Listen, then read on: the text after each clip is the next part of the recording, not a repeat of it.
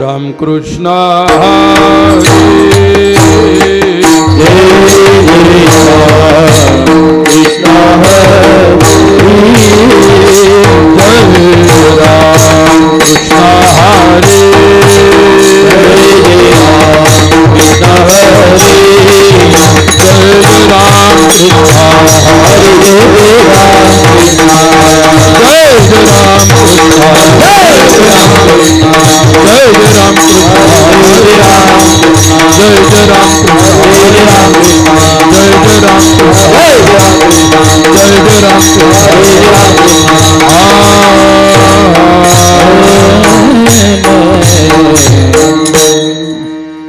रूप पाहता नो चली झाले हो साजन विठ्ठल परवा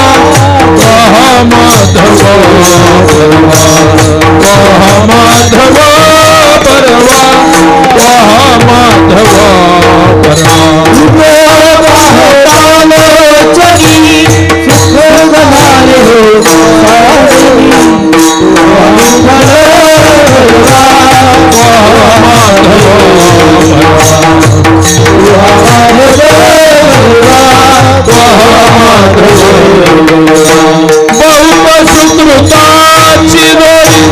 मरुण विठ्ठली आवडी त्वा विठ्ठल परवा माधव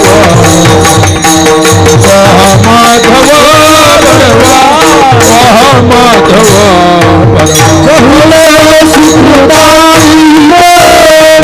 मरुण विठ्ठली आवडी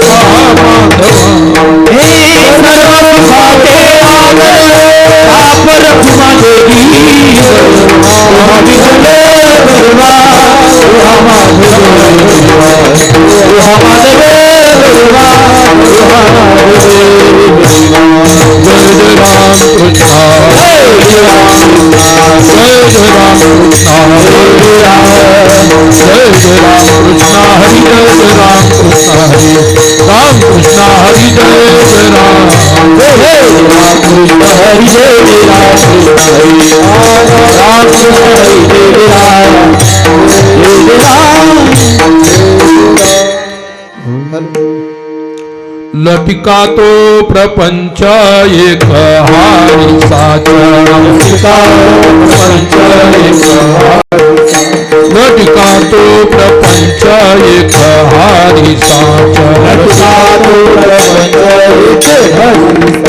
हारी विना हात सर्व इंद्रिये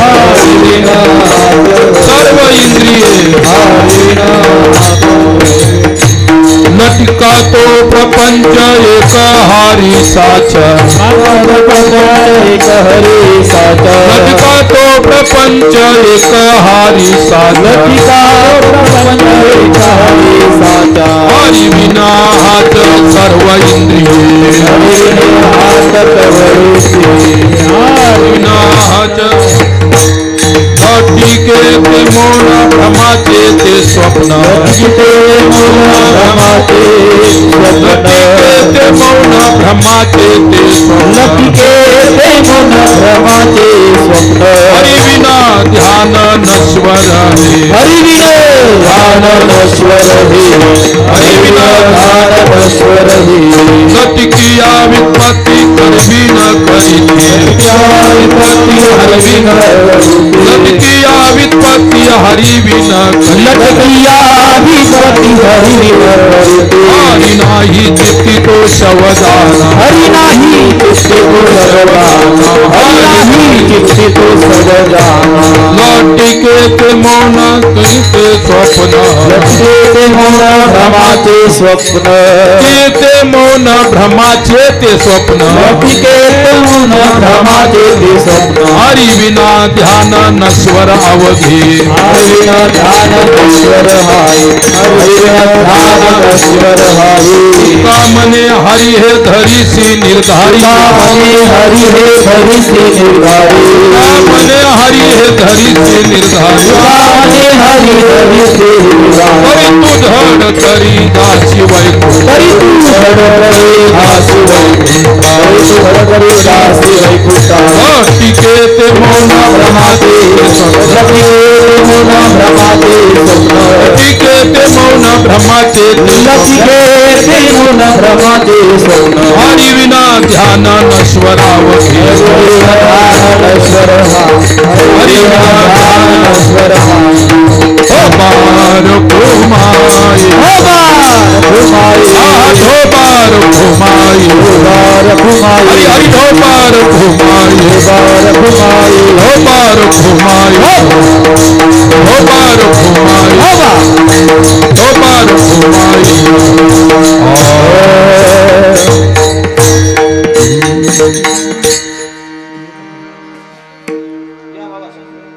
बरोबर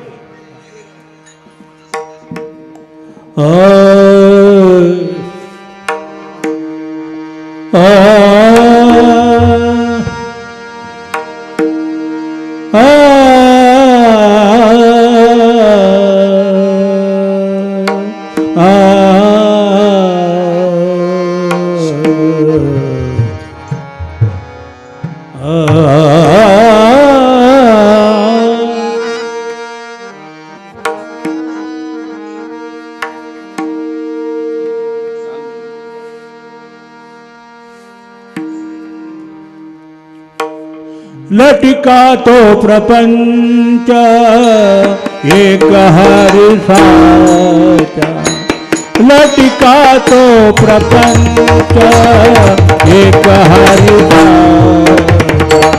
लटका तो प्रपंच एक हरि साचा लटका तो प्रपंच एक हरि साचा लटिका तो प्रपंच एक हरि साचा लटिका तो प्रपंच एक हरि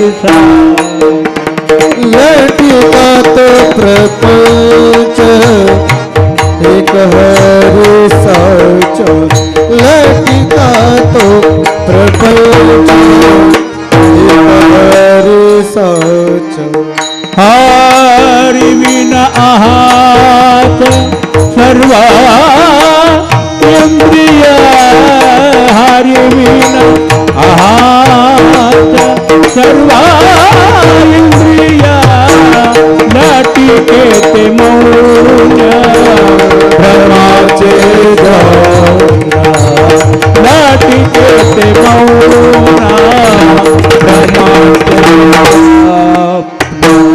हरि बिना हाच सर्व इंद्रिये हरि बिना हाच सर्व इंद्रिये लटके ते मौन भ्रमाचे स्वप्न लटके ते मौन भ्रमाचे स्वप्न लटका तो प्रपंच एक हरि साचा लटका तो प्रपंच एक हरि साचा लटका तो प्रपंच एक हरि साचा लटका तो प्रपंच हरिताचा हरि बिना आहात सर्व इंद्रिया हरि बिना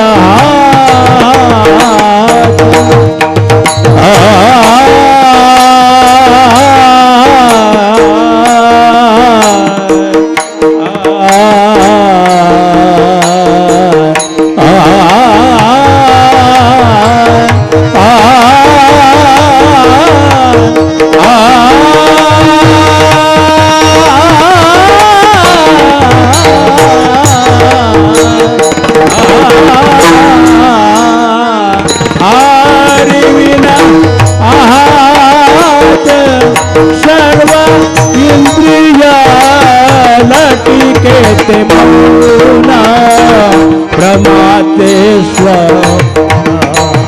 लटिकेते मौना प्रमाते हरि विनाच सर्व इंद्रिये हरि विनाच सर्व इंद्रिये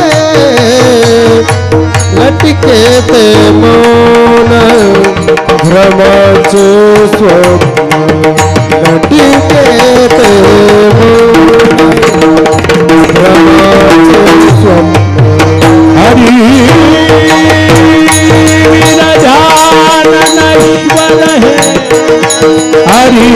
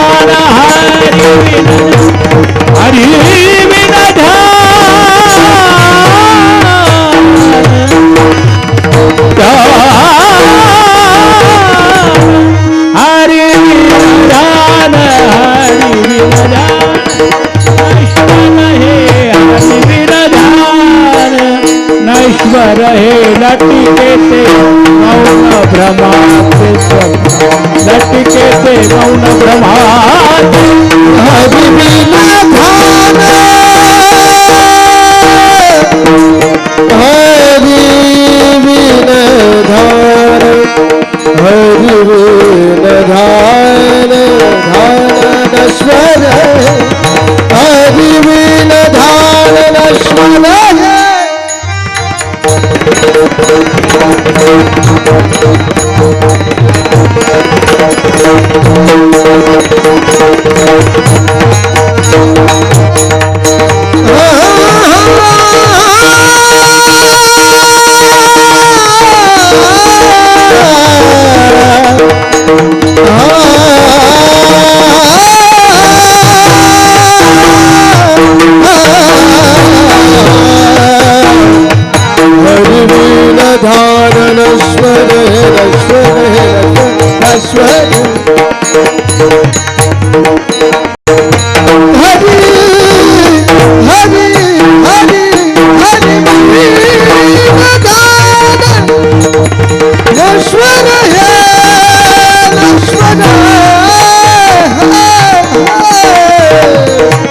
हरि बिना ध्यान नश्वर हरि बिना ध्यान नश्वर है लटिके लटिकेते प्रमाते स्वप्न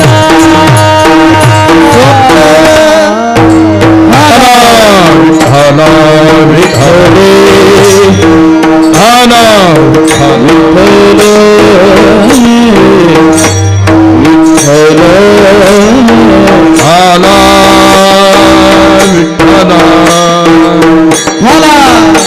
विठले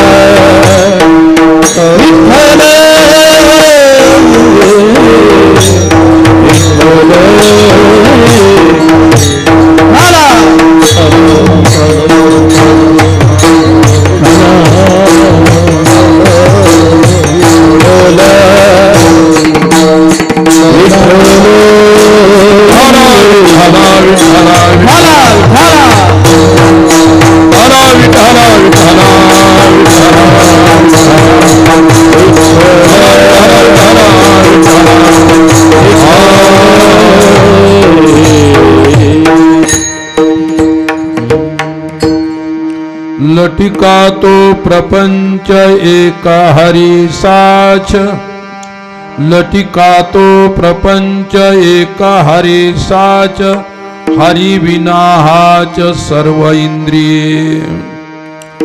लटिके ते मौन भ्रमाचे ते स्वप्न, लटिके ते मौन भ्रमाचे ते स्वप्न, हरी विन ध्यान नश्वर अवघे.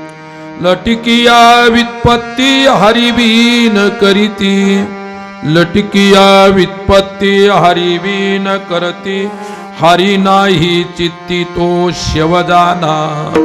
लटिके ते मौन भ्रमाचे ते स्वप्न, लटिके ते मौन भ्रमाचे ते स्वप्न, हरिवीन ध्यान नश्वरावघे.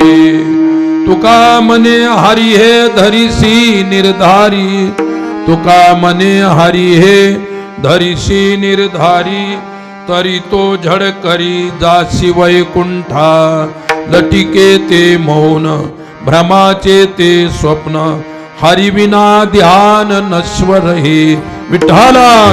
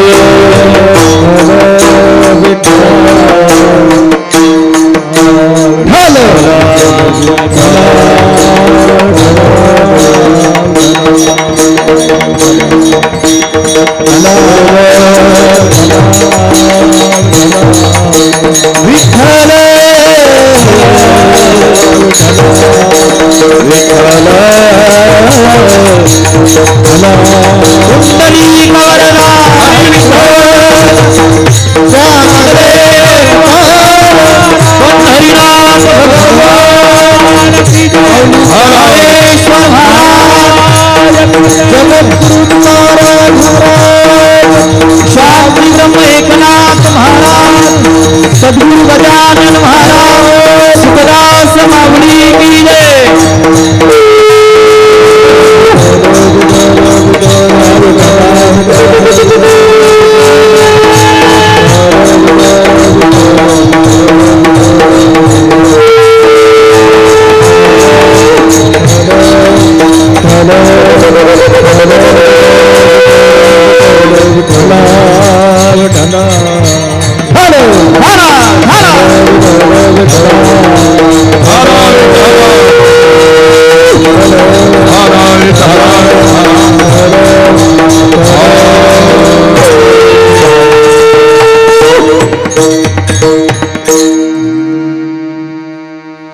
कांती सीतामृषत निंदित शारदेन्दुर, यत्र एकतो विलसितामसितांग शोभा. वृंदावनेऽपि कृतया मुनगांग संग, राधा मुकुंद युगलं तदहं नमामि. समचरण सरोजं सान्द्रनीलाम्बुदाभं, जघननिहितपानिं मण्डनं मण्डनानां. तरुणतुलसीमाला कंधरं कञ्जनेत्रं, सदयधवलहासं विठ्ठलं चिन्तया. पांडुरंग करू करू पांडुरंग करू करू रथवन मान रथवन मान पांडुरंग करू पांडुरंग करू पांडुरंग करू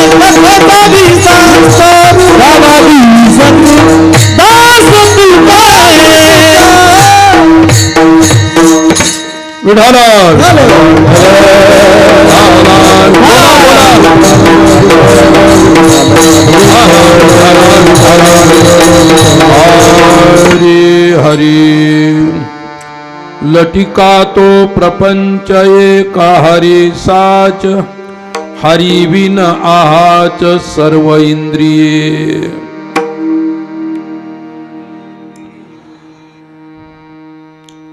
प्रातस्मरणीय वंदनीय संत श्रेष्ठ सुखदासजी महाराजांच्या परम कृपाशीर्वादाने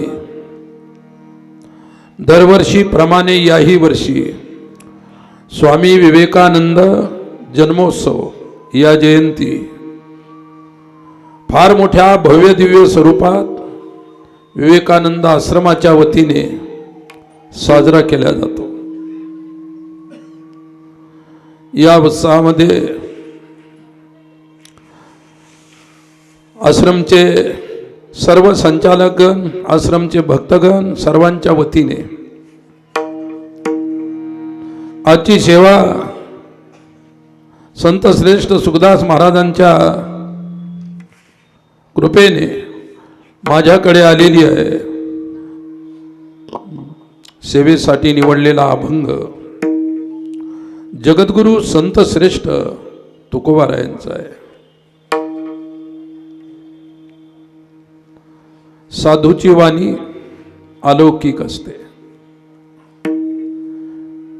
आणि जो त्या वाणीला श्रवण करेल त्याला सुद्धा अलौकिकत्व प्राप्त झाल्याशिवाय राहणार नाही. न बहुधा धनेन ना प्रवचनेन, पुष्कळ धन खर्च केलं,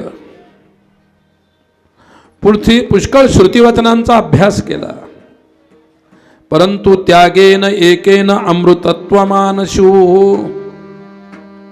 एक त्यागच अशी वस्तू आहे तो जीवनाचा प्रवास मुक्तीपर्यंत घेऊन जातो.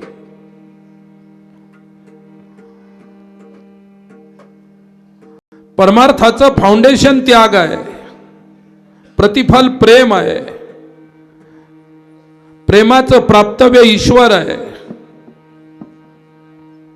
आणि प्रेमाचं स्वरूप ज्ञान आहे आणि ज्ञानाचं फल आत्मा आहे, आत्मस्वरूप आहे.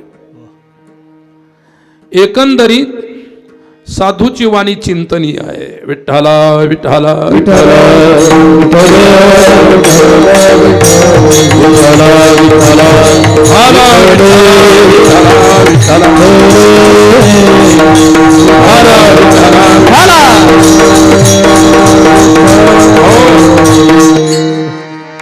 म्हणून एक एक शब्द महापुरुषाच्या वाणीतून आलेला एक एक शब्द मूल्यवान आहे. तुम्ही आम्ही रात्रंदिवस बोलतो पण तुमच्या आमच्या बोलण्यात मूल्य नाही, तुमच्या आमच्या बोलण्यामध्ये सामर्थ्य नाही, तुमच्या आमच्या बोलण्यामध्ये परिवर्तन नाही, तुमच्या आमच्या बोलण्यामध्ये विकास नाही आणि म्हणून तुमच्या आमच्या बोलण्यामध्ये सुख नाही म्हणजे मोक्ष नाही. साधूची वाणी सर्वात्मक वाणी असल्यामुळे तुम्हाला जे पाहिजे ते त्या वाणीतून प्राप्त होऊ शकते. संतांचे वचन वाणी जन्म दुःख, संतांचे वचन वाणी जन्म दुःख, संतांचे वचन वाणी जन्म दुःख, संतांचे वचन वाणी जन्म संतानके भूपानी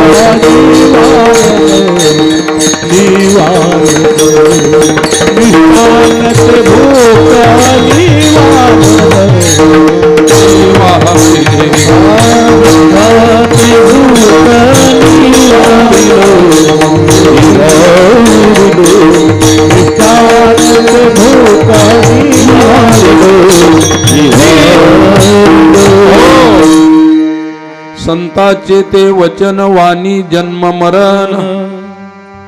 संतांच्या वचनामध्ये जन्म मरणातून उत्तीर्ण होण्याची फलश्रुती प्राप्त होते.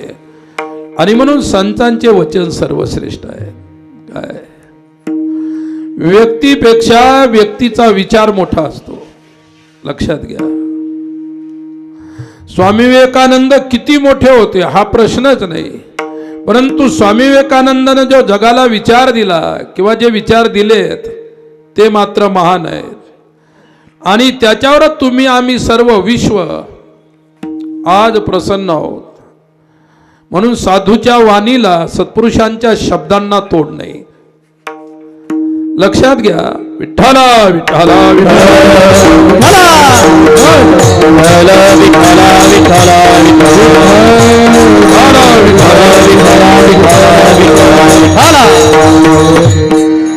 शब्द हा बहुसाल उपकाराची राशी. साधूच्या शब्दामध्ये उपकार घडतो, साधूच्या शब्दाने कल्याण प्राप्त होते. साधूचा शब्द मोक्षदायी आहे. कारण का मोक्षदायी आहे तो निरपेक्ष आहे. कसा निरपेक्ष आहे तर अमृतानुभवामध्ये संत श्रेष्ठ माऊलीने सांगितलेलं आहे. विठ्ठला विठ्ठला कैवल्य कनकाची दाना, दोन कडसी थोर साना, दृष्ट्याची दर्शना पाढाऊ जो. कैवल्य कनकाचं दान म्हणजे मोक्षाचं दान करण्यामध्ये कैवल्य कनकाची दाना, जोन कडसी थोर साना. साधू हे पाहत नाही की हा लहान आहे हा मोठा आहे. काय कर्मामध्ये अधिकाऱ्याचा प्रश्न नाही, उपासनेमध्ये अधिकाऱ्याचा प्रश्न नाही, पण ज्यावेळी ज्ञान मार्ग येतो त्यावेळी मात्र अधिकारी पाहिला जातो. प्रशांत चित्ताय जितेंद्रियाय प्रहीन दोषाय यथोक्तकारिणे प्रदेयमेतत् सततम मुमुक्षवे. शास्त्र सांगते की जो अधिकारी आहे त्याला ब्रह्मबोध ज्ञान या शब्द ज्ञान नाही, त्याला आत्मज्ञान सांगितलं गेलं पाहिजे. विठ्ठला विठ्ठला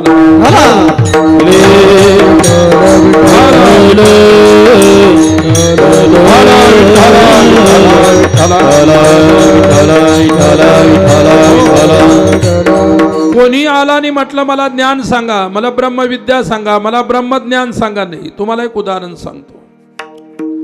स्वामी विवेकानंदांच्या ग्रंथामध्ये सुद्धा हे उदाहरण मी वाचलेलं आहे. आणि उदाहरण जिथे घडलेलं आहे ते मी स्थळ प्रत्यक्ष पाहिलेलं आहे. तिथला बुद्ध मी अनुभवलेला आहे. विठ्ठला विठ्ठला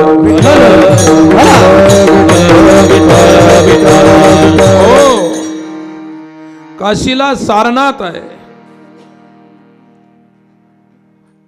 हिंदीचे कवी जयशंकर प्रसाद यांनी आपला कामायनी नावाचा काव्यग्रंथ लिहिला. त्याच्यामध्ये एक लाईन आहे, आम्ही सुद्धा तिकडे कॉलेजला असताना ते शिकलेलं होतं. आरी वरुणा की शांत कछार, तपस्वी के विराग की प्यार. आरी वरुणा की शांत कछार. वरुणा नावाची नदी आहे. वरुणा आणि आशीच्या मध्ये, आशी नदी आणि वरुणा नदीच्या मध्ये बसलेला जो भूभाग आहे त्याला वाराणसी म्हणतात. विठ्ठला विठ्ठला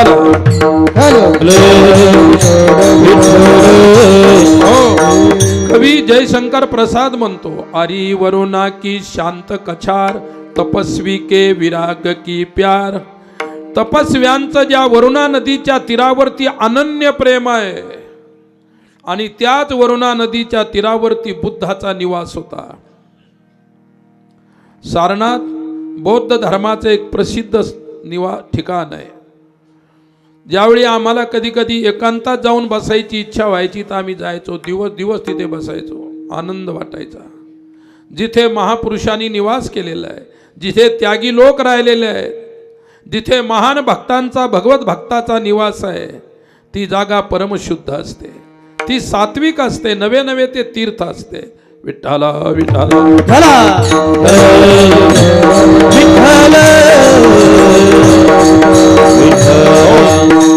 तीर्थे परवा घाल,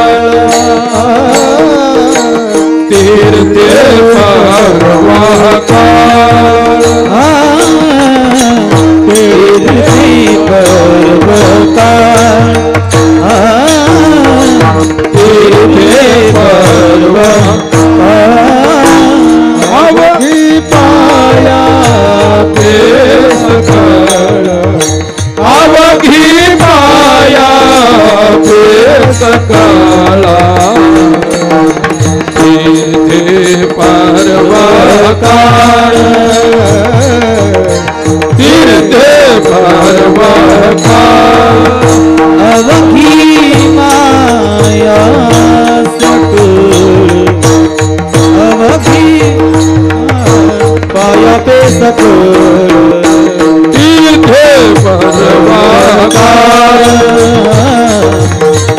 तीर्थे तीर्थे पल्लकाळ अवघी पाया पे सकल अवघी पाया पे सकल अवघी पाया पे सकळ तीर्थे अवघी पाया पे सकल अवघी पाया पे सकल अवघी पाया पे सकल तीर्थे पर्वकाळ अवघी पाया पे सकळ. ज्यांच्या चरणामध्ये सकल तीर्थांचा निवास किंवा वास असतो. एकदा निवृत्तीनाथाने ज्ञानेश्वरादी भावंडांना म्हटलं, बाळांनो, अतिशय बालपणी आई वडील गेले, मायेचं छत्र माया हरवली, मी तुमच्या सर्वात मोठा आहे, म्हणून या न्यायाने मला असं वाटतं की आई बाबा तुम्हाला काही दाखवू शकले नाहीत, परंतु मला असं वाटतं की तुम्हाला तीर्थ फिरून आणावेत. तुम्हाला कुठेतरी आपण तीर्थ फिरून घेऊन यावं अशी माझी इच्छा आहे. माऊलीनं तुरंत उत्तर दिलं, दादा काय, सकळ ही तीर्थे निवृत्तीचे पायी, तेथे बुडी देई माझे मना. मन स्थिर नसेल तर तुम्हाला सर्व जग जरी फिरून आणलं तर काहीच होणार नाही. चित्त नाही नामी तडिते चित्त नाही नामी तरिते चित्त नाही नामी तरिते नाही नामी तरिते त्रिवेणी संगमी नाना तीर्थे भ्रामी त्रिवेणी संगमी नाना तीर्थे त्रिवेणी संगमी नाना तीर्थे भ्रामी त्रिवेणी संगमी नाना तीर्थे नाही नामी तरिते चित्त नाही नामी चित्त नाही नामी तरिते चित्त नाही नामी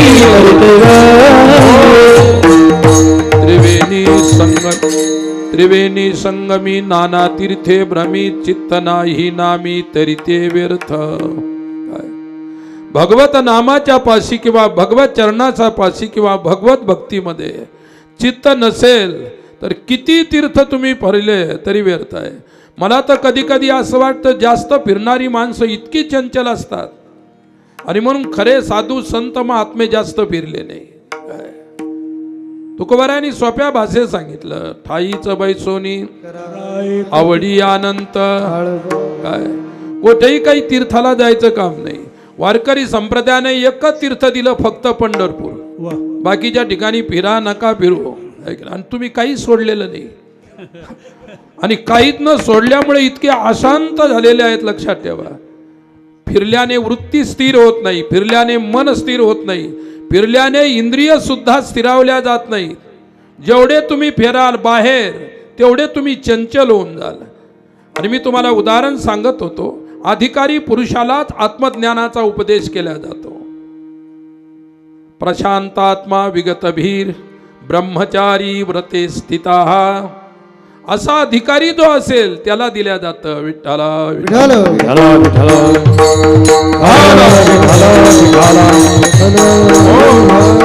बुद्ध ज्यावेळी सुरुवातीला सारनाथला आले, तपश्चर्या झाल्यानंतर गैला तपश्चर्या केली, सारनाथला आले.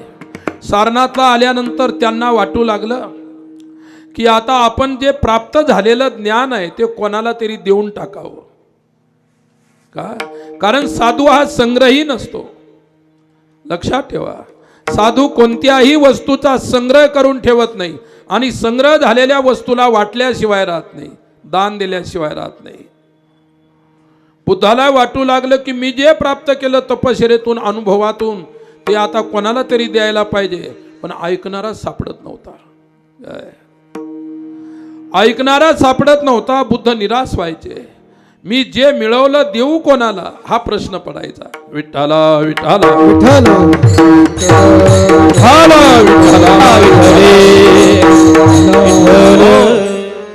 बुद्ध सारनाथला पिंपळाच्या वृक्षाखाली सहज बसलेले होते. आणि त्यावेळी 5 भिक्षू त्यांच्या समोर आले. ते अगोदर भिक्षू नव्हते, शिष्याचे बुद्धाचे शिष्य झाल्यानंतर त्यांना भिक्षू हे नाव आलं. काय? आणि ते 5 जण सहज फिरत फिरत आले होते. समोर बुद्ध बसलेले होते, निरीह भाव आहे, शांत बसलेले आहेत. आणि ते आले, दर्शन वगैरे घेतलं. काय? आणि बुद्धांनी सहज विचारलं, कोणत्या हेतून आलास? ते म्हणाले, आम्ही ज्ञान प्राप्तीच्या शोधात आहोत, पण ज्ञानदाता मिळत नाही. त्याच्यासाठी आपण जर आम्हाला उपदेश केला तर फारच चांगलं होईल. बुद्ध म्हणाले, मी प्रतीक्षाच करत होतो. काय? कोठे गुरुला शिष्याची प्रतीक्षा करावी लागते आणि कोठे कोठे शिष्य गुरुची प्रतीक्षा करत असतात. गुरु ज्या शिष्याची प्रतीक्षा करतात तो शिष्य परम भाग्यवान, आणि जे शिष्य गुरुच्या शोधात असतात ते सुद्धा भाग्यवान, परंतु परम भाग्यवान नाही. विठ्ठला विठ्ठला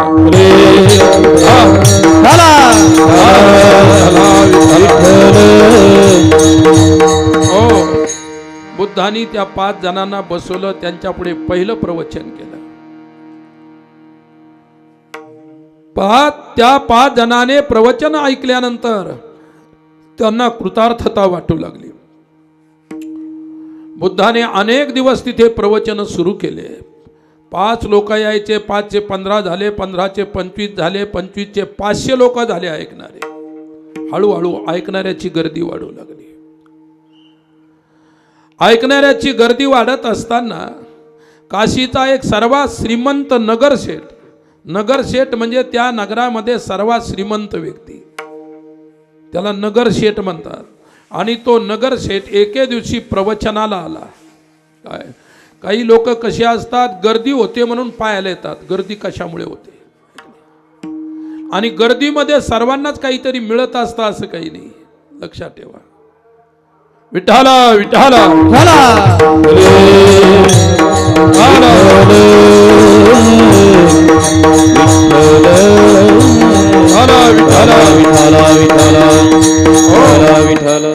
भक्तीचा अंतरंग एकांतात मिळतं आणि ज्ञानाचा अंतरंग सुद्धा एकांतात मिळत असतो, गर्दीत मिळत नसतो, लक्षात ठेवा. आणि तुम्ही आम्ही गर्दीला जत्रा म्हटलेलं आहे. ज्याच्यात गर्दी होते ती जत्रा असते. काय? यात्रा वेगळी असते, जत्रा वेगळी असते. साधू यात्रा भरवत असतो, तो जत्रा भरवत नाही. विठ्ठला विठ्ठला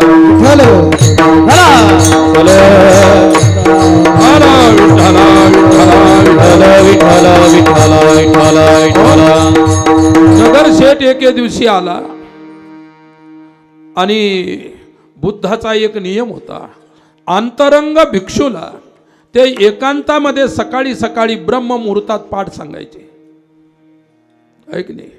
आणि तुमच्यासारखे जत्रेतल्या लोकांना मात्र मग प्रवचन सांगायचे नंतर. जत्रेतले लोक विठ्ठला विठ्ठला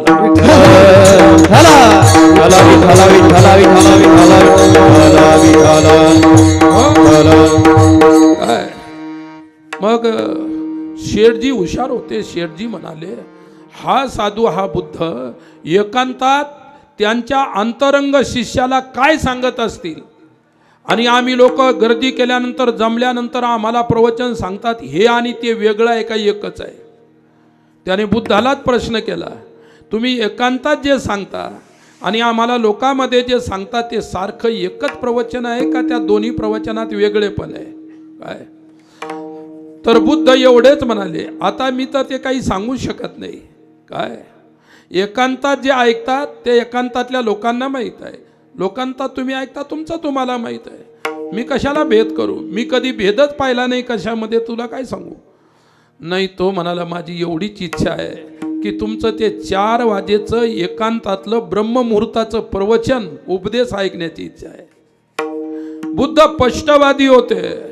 जो निरपेक्ष प्रवृत्ती आणि वृत्तीने राहत असतो ती माणसं निरपेक्ष असतात. विठ्ठला विठ्ठला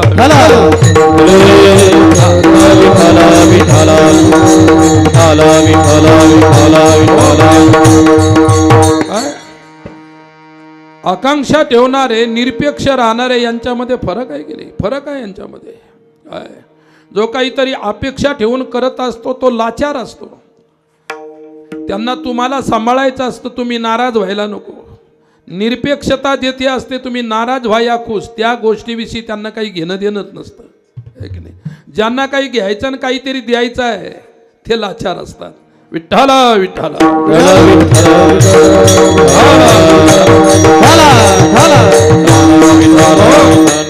काय झालं, शेठजीनं खूप आग्रह केला, 4 वाजेच्या प्रवचनात माझा नंबर लावाच. बुद्ध म्हणाले नाही, तुझा नंबर ज्यावेळी हे इतर लोक ऐकायला येतात, माझं संध्याकाळचं 4 वाजेचं प्रवचन होतं त्याच्यात तू नंबर लावत जा, पण तिकडे येण्याचा प्रयत्न करू नको. कारण बुद्धाला माहीत होतं की शेठजी अधिकारी पुरुष नाही आणि त्याला ते सांगून काही उपयोग नाही. काय अनाधिकाऱ्याला सांगून काय उपयोग आहे.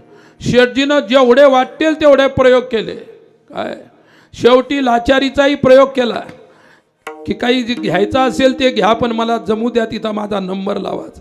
विठ्ठला विठ्ठला विठ्ठल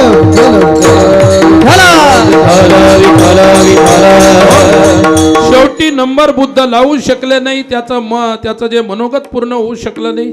ते म्हणाले सोडा, परंतु माझी एक इच्छा पूर्ण करा, माझ्या घरी भिक्षेला या, माझ्या घरी भिक्षेला. बुद्ध म्हणले मी भिक्षू आहे, मी भिक्षा मागणार आहे. कोणाच्याही दरवाजावर जातो आणि खप्पर पुढे करतो, त्याच्यात जे मिळेल ती माझी भिक्षा असते. मी ठराविक व्यक्तीच्या घरी भोजनाला जात नाही, कारण ते भिक्षू होते. काय पहा, त्यावेळी त्याने सांगितलं माझ्या घराचा पत्ता घ्या, कदाचित तुम्हाला तसं घर दिसलं तर या आपल्या घरापुढे.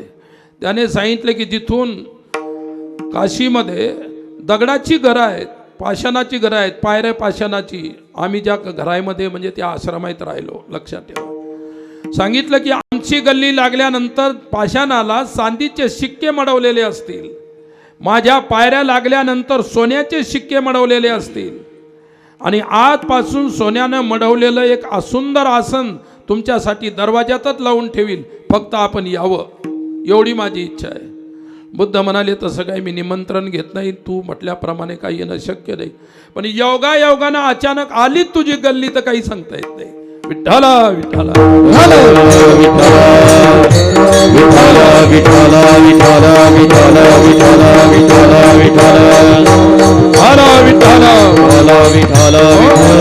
आणि खरोखर एक दिवस बुद्ध गेले वाराणसीमध्ये, काशीमध्ये आले भिक्षेसाठी.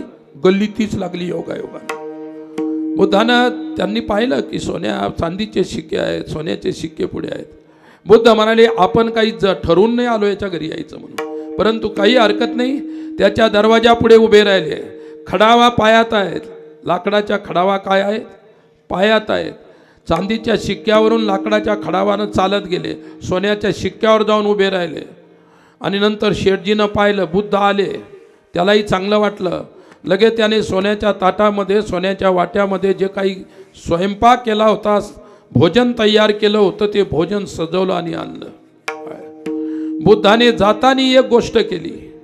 त्याच्या दारापुढून थोडं जात असताना तिथं नाली होती, खराब पाण्याची नाली होती.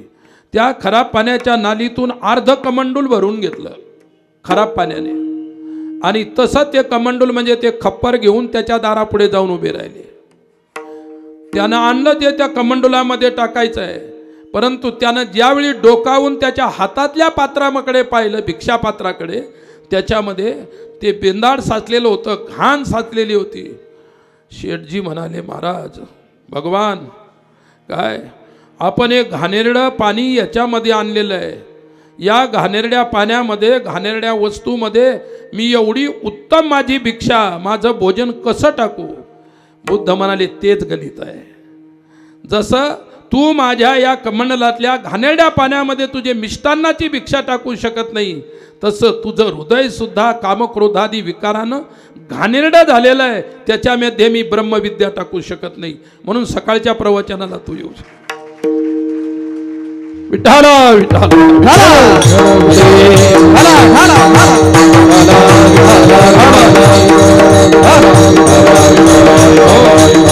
आणि अशा महात्म्याचा उल्लेख करत असताना श्रीमद भागवतामध्ये निरपेक्षम मुनिम शांतम निर्वैरम समदर्शनम. काय आणि इकडे गीतेमध्ये अनपेक्ष सुचिर दक्षो उदासीनो गतव्यता, ही अशा प्रकारची त्यांची लक्षणं सांगितली. आणि अशा लक्षणानं युक्त असतो त्याला ज्ञानी पुरुष म्हणतात.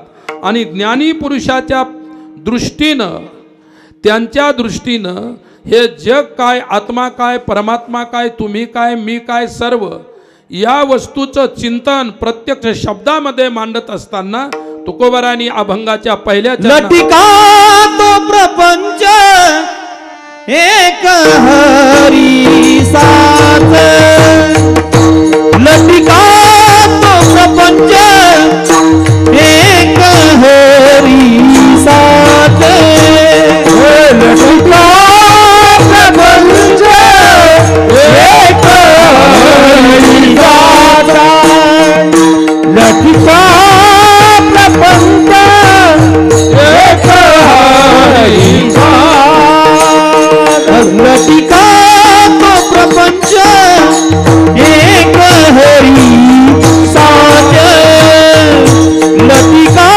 तो प्रपंच एक हरी साथ, ओ लटिका प्रपंच एक हरी साथ, लटिका प्रपंच एक हरी साथ, हरिविनी आहात सर्व इंद्रिये, हरिविनाच सर्व इंद्रिये, हरिविन आहात सर्व इंद्रिये, हरिविन आहात सर्व इंद्रिये, हरिविन आहात सर्व इंद्रिये, हरिविन सर्व इंद्रिये, लटिकेते मोन भ्रमाते स्वप्ने, लटिकेते मोन भ्रमाते स्वप्ने, लटिकेते मोन भ्रमाते स्वप्ने, लटिकेते भ्रमाते स्वप्ने. विठाला विठाला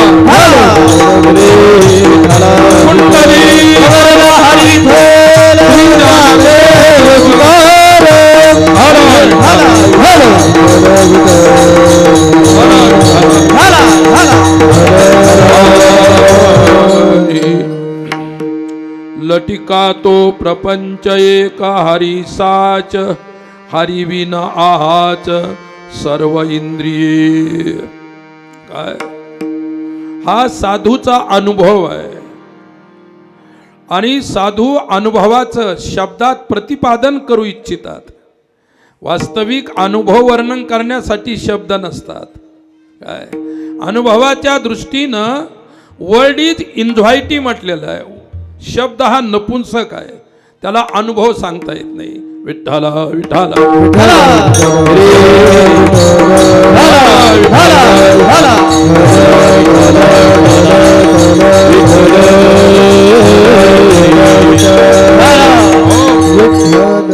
अरे गुणी जर खोटा आहे तर गुणही खोटाच असतो.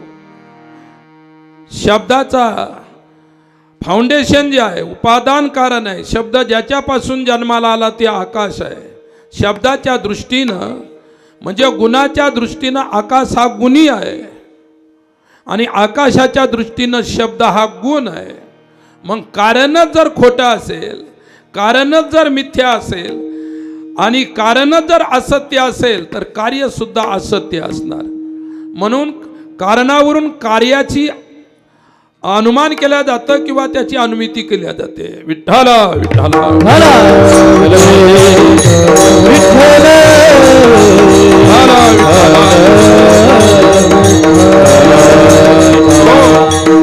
पहा, जसे गीतेचे श्लोक आहेत, श्रीमद भागवताचे श्लोक आहेत, वेदाच्या श्रुती आहेत. श्लोकाच्या शब्दाचे अन्वय असतात आणि ज्याला संस्कृत श्लोकाचा अन्वय कळाला त्याला अर्थ कळण्याला उशीर लागत नसतो. आणि त्याच्यासाठी व्याकरणाचं ज्ञान असावं लागतं. विठ्ठला विठ्ठला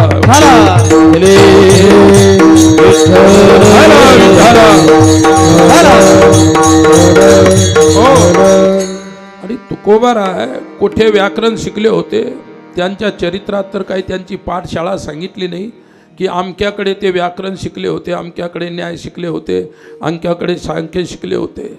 6 शास्त्र ज्यांच्या वाणीमध्ये सहज, त्यांना शास्त्राकडे जायचं काम पडलं नाही, शास्त्र त्यांच्या मुखात येऊन बसले. शास्त्रांना वाटलं की तुकोबारायासारख्या संतांच्या मुखात जर आपण बसलो तर आपण पवित्र होऊन जाऊ. ही शास्त्राची सुद्धा अभिलाषा आहे. शब्द अभिलाषा करतात की आम्ही महात्म्याच्या मुखातून केव्हा बाहेर पडू.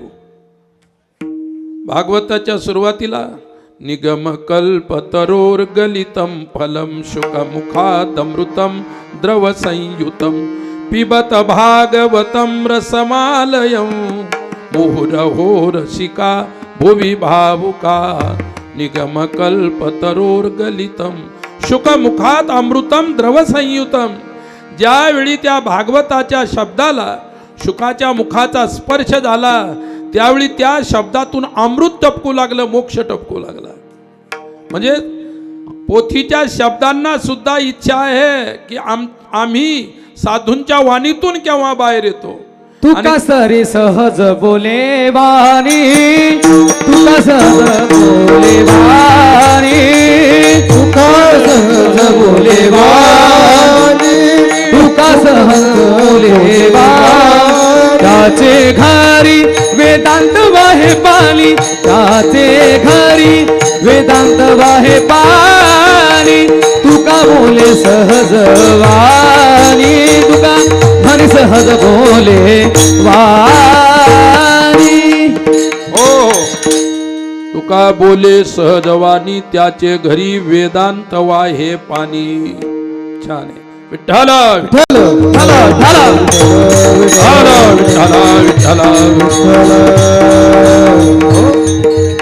तुकोबाराय कोणाच्या समोर बसून वेदांत शिकले नाही, पण तू जे बोलत होते ते वेदांताला सोडून नव्हतं.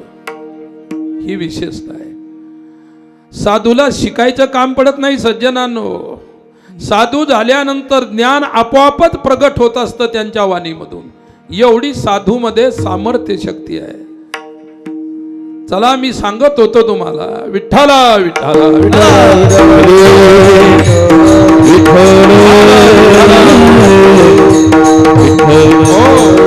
तुकोबारायांचे शब्द आहेत. लटका तो प्रपंच एका हरिसाच.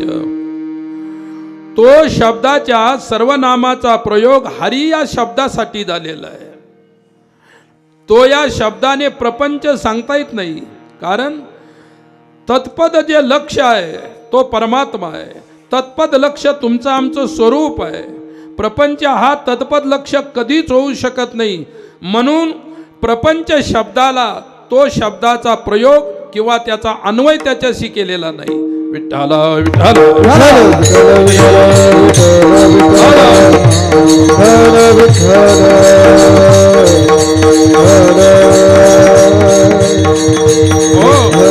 प्रपंचाचा अन्वय फक्त लटका, लटका प्रपंच, आणि हरी शब्दाचा अन्वय तोशी आहे. तो हरी एक आहे, एकमेवा अद्वितीयम. तो हरी एक आहे आणि तो हरी सत्य आहे. सत्यम ज्ञान अनंतम ब्रह्म. तो हरी एक आहे, तो हरी सत्य आहे. श्रीमद भागवताचा सिद्धांत हे सांगतो, सत्यम परम धीमहि. आम्ही त्या परमसत्याचं ध्यान करू. आम्ही त्या परमसत्याचं ध्यान करतो. आम्ही त्या परमसत्याचं चिंतन करतो. आत्मावारे दृष्टव्य श्रोतव्य निधिध्यासितव्य. आत्मा म्हणजे सत्य वस्तू आणि प्रपंच म्हणजे लटिका म्हणजे मिथ्या वस्तू. विठ्ठला विठ्ठला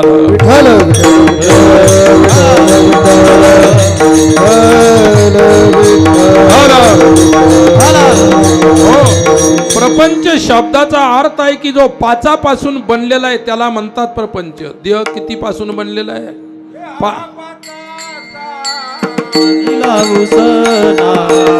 त्याचा त्याला देणे लागी. से कि त्याचा त्याला देणे लागे नीला सोड के त्याला देणे लागे त्याला देणे देहा पाचाचा निला उसला तेथे त्याचे त्याला देणे लागे. काय हा पाचाचा बनलेला देह आहे. तुलसीदासांनी आपल्या रामायणामध्ये खूप सुंदर देहाचं वर्णन केलेलं आहे. क्षितिजल पावक गगन समीरा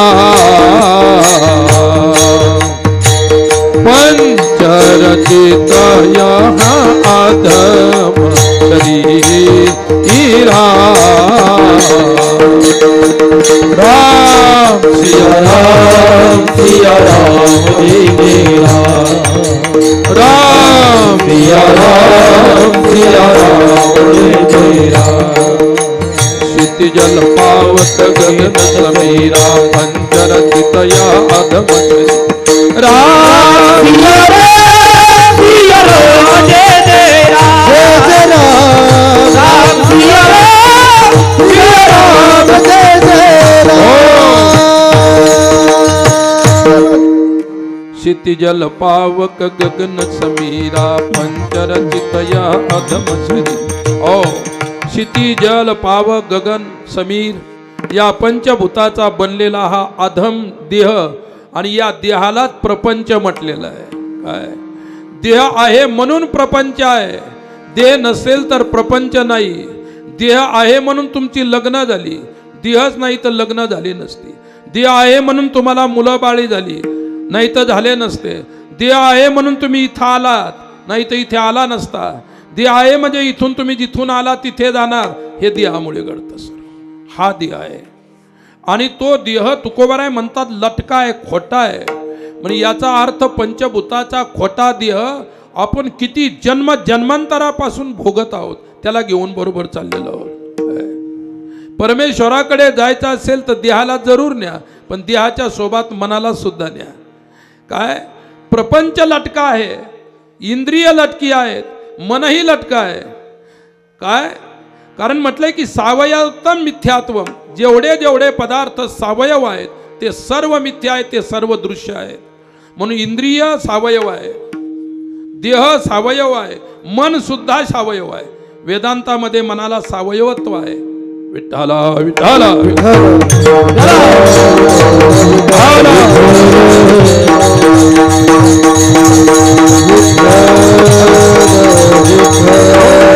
भगवान शंकर पार्वतीला श्रीमद भागवत सांगत होते. एकदा रामायण सांगत होते आणि पार्वतीला रामायण सांगत असताना, कारण रामाचा शंकराचा इष्ट राम आहे आणि रामाचे इष्ट भगवान शिव आहे. एके दिवशी पार्वतीला इच्छा झाली रामायण ऐकायची. अरे सर्व रामायण जे घडलं ते पार्वतीमुळेच घडलेलं आहे. मूळ शंका पार्वतीची आहे, त्याच्यावरती रामायण झालं आहे की नाही. लोक म्हणतात विठ्ठला विठ्ठला. लोक त्या मंत्रेला त्या ठिकाणी हे करत राहतात, दोष देत राहतात. मंत्रेलाच बदनाम केलं, तिच्यामुळे घडलं सर्व. अरे मंत्रेमुळे नाही घडलं, हे सर्व घडलं पार्वतीमुळे. पण मोठा माणूस बदनाम असला तर म्हणायचं कोणा बदनाम आहे म्हणून. गरीबाला कोणी बदनाम करून टाकतं. विठ्ठला विठ्ठला विठ्ठला विठ्ठला.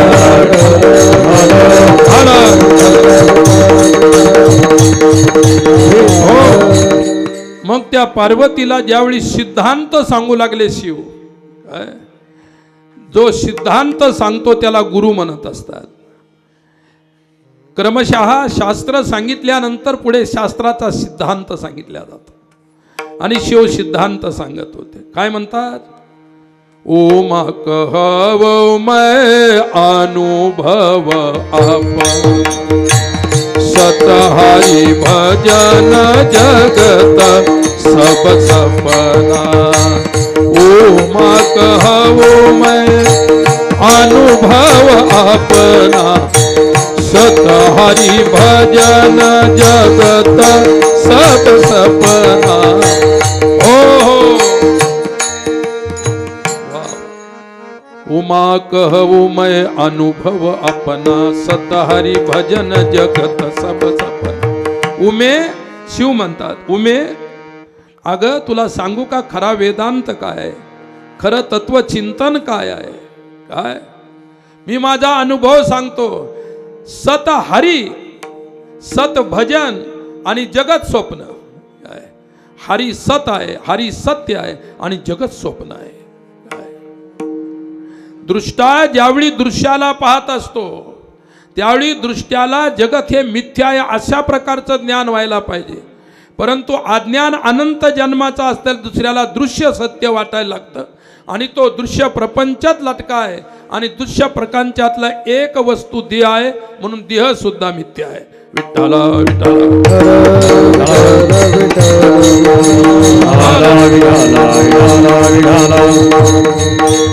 हो याच्यातून एवढं निष्पन्न झालं प्रपंच लटका आहे, हरी सत्य आहे, हरिनाम सत्य आहे। सत्य तू सत्य तू सत्य तू सत्य तू सत्य तू सत्य तू सत्य तू सत्य तू सत्य तू विठ्ठला सत्य तू सत्य तू सत्य तू विठ्ठला। काका हा लाविला जगदावा काका हा लिला जगदावा तू सत्य तू विठ्ठला सत्य तू सत्य तू सत्य तू विठ्ठला सत्य तू सत्य तू सत्य तू विठ्ठला सत्य तू सत्य तू सत्य तू विठ्ठला। त्रिवार सत्य सत्य तू सत्य तू सत्य तू विठ्ठला। भूतकाळामध्ये तू सत्य होतास, वर्तमान काळामध्ये सत्य आहे, भविष्यात सुद्धा सत्य आहे। त्रिकाला बाध्यत्वम सत्यत्वम तिन्ही काळामध्ये ज्याचा बाध होत नाही त्याला सत्य म्हणतात, लक्षात ठेवा। आणि असा परमात्मा हरी सत आहे, हरी नाम सुद्धा सत आहे। काय मी तुम्हाला सुरुवातीला सांगितलं होतं, कारण जर असत असेल तर कार्य असत, लक्षात ठेवा। आणि जर कारण सत असेल तर कार्य सुद्धा सत। म्हणून ज्ञानी पुरुष प्रपंचाला मिथ्या म्हणत नाहीत, प्रपंचाला जगत जे आहे ते आत्मस्वरूप म्हणतात, जगत नावाची वस्तू नाही। तुकोबारायांनीच वर्णन केलेलं आहे। विठ्ठला विठ्ठल हो। आणि हे केव्हा कळतं जगत मिथ्या आहे, केव्हा कळतं? प्रपंच हा नाही जाना एकाकार वृत्ती झाली प्रपंच हा नाही जाना हो प्रपंच हा नाही जाना एकाकार वृत्ती झाली प्रपंच हा नाही जाना। मी माझे हरपले विषय अंधया बोली मी माझे हरपले मी माझे हरपले विषय अंधया बोला मी माझे हरपले। हे उपरती सद्गुरु बोधे तेथे प्रकृती संचाली उपरती सद्गुरु बोधे प्रकृती प्रकृति सचलो उपरती प्रकृति धर्म मार्ग शुद्ध पंते अति काठी दिधाली धर्म मार्ग शुद्ध पंते अति काठी धर्म जागो निवृत्ती धर्म जागो निवृत्तीचा देणे भेटिले फळाला धर्म जागो निवृत्तीचा देणे भेटिले फळाला धर्म जागो निवृत्तीचा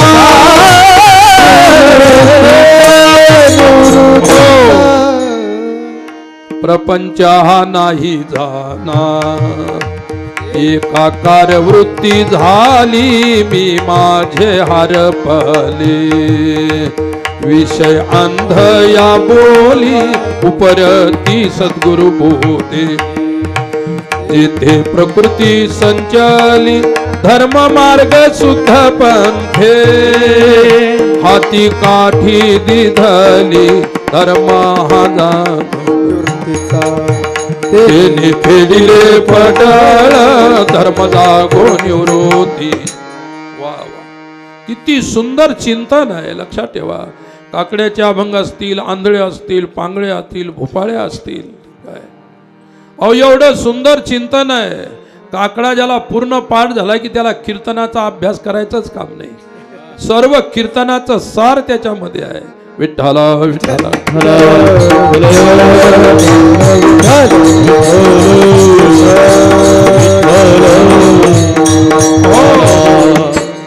आणि आमच्या आसाराम भारती बाबांना सांगतो, मी संस्थेत जायच्या अगोदर बंकट स्वामींची पूर्ण मालिका पाठ केली होती. 3 घंटे काकडा करायचो. किती घंटे? 3 घंटे. आता दिवस निघल्यानंतर काकडे सुरू होतात, संपतात कधी सांगता येत नाही. काय राहिलेलं आहे? साधना पांगळी होत चाललेली आहे आपल्या वारकरी संप्रदायाची. विठ्ठला विठ्ठला.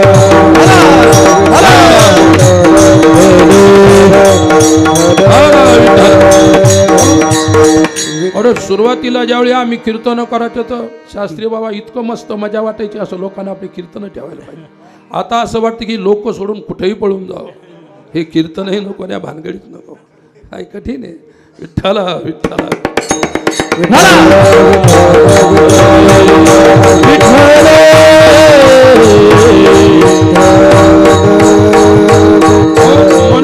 म्हणूनच म्हटलेलं आहे की धर्म मार्गे शुद्ध पंथे हाती काठी दिदली सिद्धांत.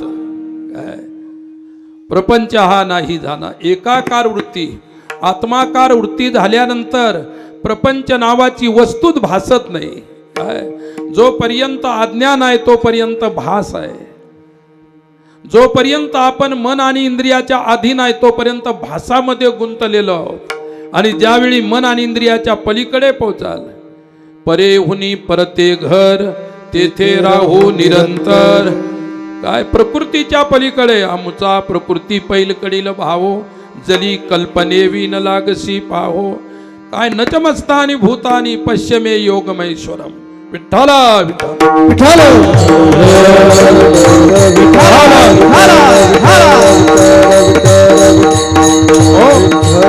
आणि ज्यावेळी प्रपंच लटका आहे, खोटा आहे, मिथ्या आहे, मात्र दृश्य आहे, असं ज्यावेळी कळेल त्यावेळी तुम्हाला अशा गुदगुल्या होतील.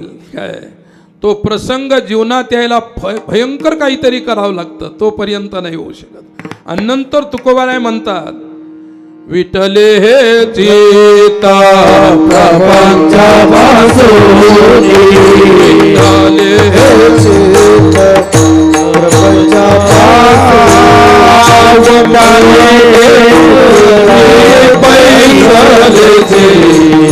प्रपंचापासून बनते मनी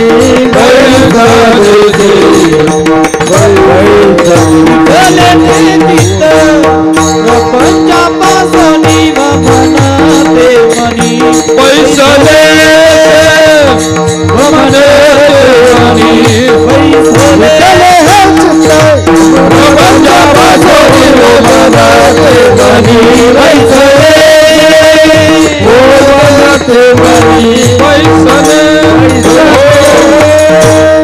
विठले हे चित्त प्रपंचापासोनी व मनते मनी बैसले ते व मिलिया अन्ना जेवी लाळण घोटी रसना अंगण सुया लिंगना प्रेताचिया. तुकोबाराय आहेत, माऊली आहे. किती चिंतन आहे ज्ञानेश्वरी, किती चिंतन गाथ्यामध्ये आहे. आणि तुम्ही कीर्तन ज्ञानेश्वरी आणि गाथा सोडून करता. विठ्ठला विठ्ठला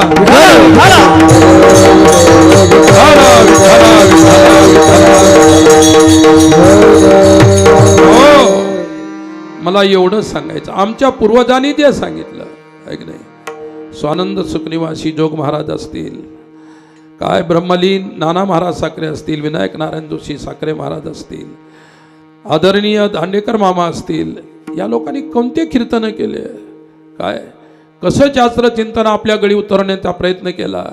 आणि हे लोक होते तोपर्यंतच कीर्तनकार घडले. रामदास भाऊ, हे लोक होते तोपर्यंतच कीर्तनकार घडले, त्यानंतर घडले का बिघडले आपल्याला नाही सांगायचं. विठ्ठला विठ्ठला विठ्ठला.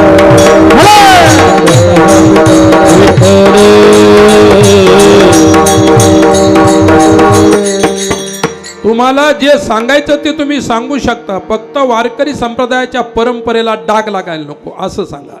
विठ्ठला विठ्ठला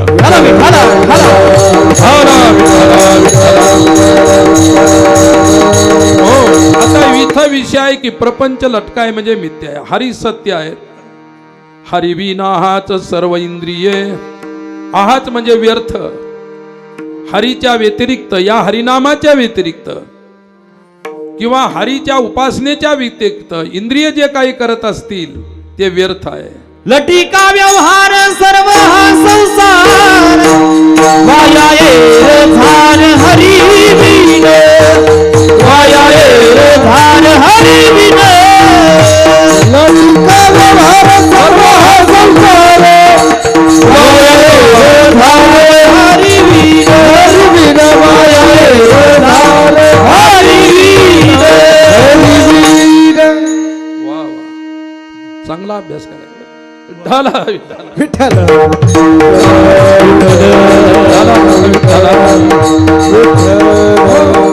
त्यानं ठरवलेलं आहे आता की कीर्तन झाले की बाबाच्या सोबत, कारण त्याला कळाला व लटिका व्यवहार आहे. विठ्ठला विठ्ठला विठ्ठल विठ्ठल. होईल तसं विश्वास ठेवा. तुम्ही साधनावर आरूढ आहात. आतापर्यंत नाही आपण पोहोचू शकलो. एक दिवस गंतव्य मिळाल्याशिवाय राहणार नाही. फक्त भावना शुद्ध असली पाहिजे, परमार्थ शुद्ध असलं पाहिजे, भजन शुद्ध असलं पाहिजे, आस्था आणि श्रद्धा शुद्ध असली पाहिजे. कारण परमार्थात आस्थेचंच बल आहे. कोणीतरी म्हटलेलं आहे की faith is force of life, की जीवनामध्ये जी आस्था आहे तीच माणसाच्या जीवनाची एनर्जी किंवा शक्ती आहे. विठ्ठला विठ्ठला.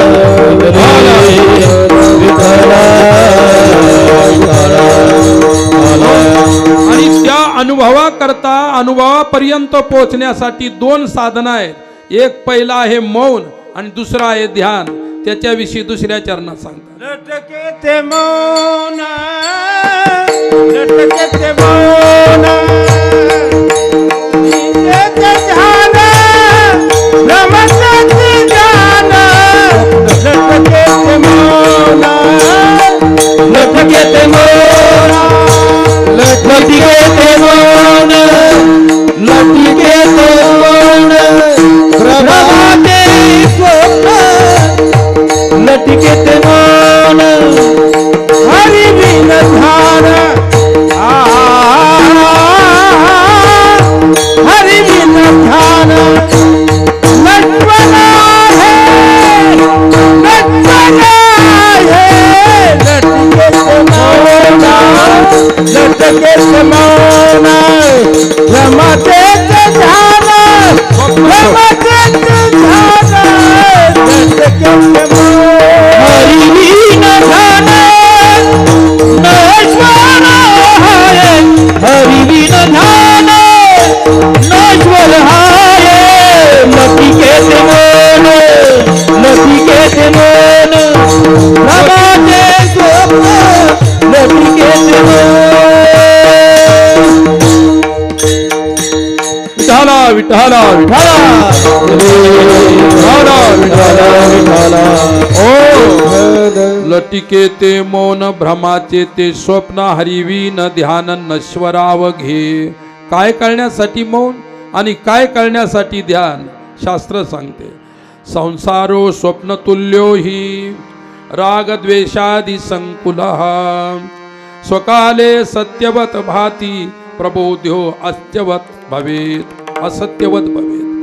ज्ञान झाल्यानंतर दिसणारा प्रपंच असत्यवत प्रतीत होतो आणि जोपर्यंत बोध होत नाही तोपर्यंत असत प्रपंच सत्यवत प्रतीत होत असतो.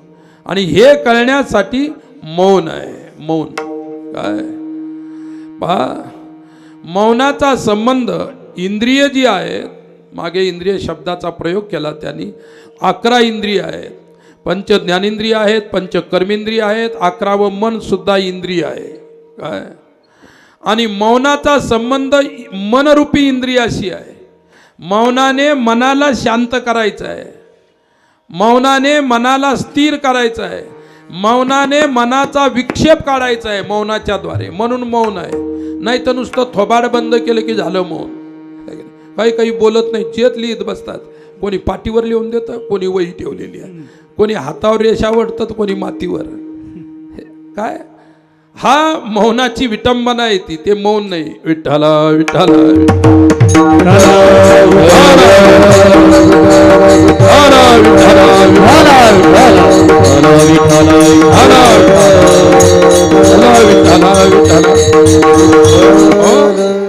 एकदा एक आमच्या सोबतच अशा प्रकारचं राहायचे साधू, ते मौन होतं त्यांचं, आहे की नाही. आणि एका मठामध्ये आश्रमामध्ये आम्ही मुक्कामी होतो. ती त्यात गोशाळा होती त्या आश्रमची काय. आणि काय करायचे ते गाईचं संध्याकाळी दूध काढलं, एक आढी होती अशी, त्याच्यात गोवऱ्या पेटवायच्या आणि मडकं ठेवायचं, मडक्यात दूध गरम करायचं. तर त्या पांढऱ्या दुधाचा रंग कसा व्हायचा, लाल व्हायचा. ते ओरिजिनल दूध. दूध आजही तुम्ही जे दूध घेता विकत, त्याला तपवा अग्नीवर ते जर लाल झालं तरच ते दूध आहे, नाही तर ते दूध नाही. ही दुधाची परीक्षा वर्तमान काळातल्या. विठ्ठला विठ्ठला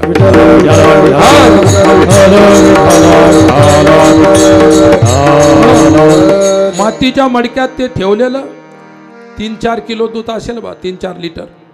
आणि मग आम्ही त्या आमचा योगायोगानं त्याच खोलीत झोपायचा नंबर लागला. आणि ते मौनी महाराज माझ्यासोबत, आहे की नाही. आता ते रात्रभर मस्त शांत अग्नीमध्ये दूध तपलं, वास यायला लागला त्याचा, आहे की नाही. आणि मग ते उठलो आम्ही 4 वाजता. उठायच्या अगोदर मी बरोबर माझ्या 4 वाजता आजही उठतो आणि त्यावेळी सुद्धा उठत होतो. ते मला असं टोचू लागलं बोटानं, उठा काय. उठल्याचं काही काम पडलं असं इतक्या लवकर 3:30च्या दरम्यान लागला मला तो काड्या टोचायला, असा बोट टोचायला लागला, उठा. आणि म्हटलं मग उठलो मी. आणि मग असं बोट करायला लागला. ते दूध त्या कोपऱ्यात तपवलं हे मला माहीतच नव्हतं, फक्त वास येत होता काय. त्यावेळेस काय अशी लाईट थोडे होते, अंधार होता, त्यात दिवासुद्धा नाही, लक्षात टाकलं. आणि मग ते मला असं बोटानं खुणवायला लागलं. मी म्हटलं इकडं कोपऱ्यात कोणी आलं तर नाही, बसलं नाही, आहे की नाही. मला काही ते समजतच नव्हतं बरं का. मी नेमकाच उठलेलो होतो, त्याला काय म्हणायचं हे मला कळायचं नाही. आणि तो म्हणूच लागला, तो इशारा करू लागला, बोट दाखवू लागला, बोट दाखवू लागला. आणि शेवटी मला न कळल्यामुळे ते माझ्यापेक्षा मोठे होते, त्यांना राग आला माझा. इतकं सांगून राहिलो तरी याला कळत नाही. ते गेला कोपऱ्यात, जे त्या मडक्यावर लात मारली की दूध त्या अग्नीत, आहे की नाही.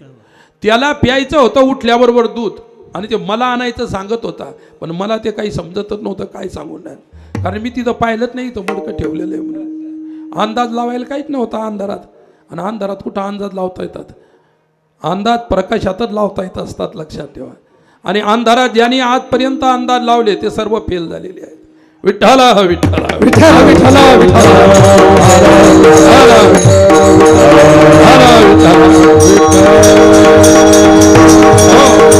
आणि आम्ही लोक प्रकाशावर विश्वास ठेवणारे, अंधारावर विश्वास ठेवणारे नाही.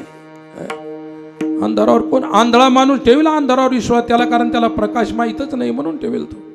तुम्हाला मला प्रकाश माहीत आहे म्हणून आपण प्रकाशावर विश्वास ठेवणारे. एक 2 दोस्त होते, त्यातला एक आंधळा होता. एकदा एकाला दिसत होतं, आणि ज्याला दिसत होतं त्याच्या घरी काहीतरी फंक्शन होतं, काहीतरी कार्यक्रम होता. आणि त्याला त्या आंधळ्या मित्राला आमंत्रण दिलं. आंधळ्या मित्राला आमंत्रण दिलं, तोही आवडीनं आला. कार्यक्रमही संपन्न झाला, खूप छान झाला.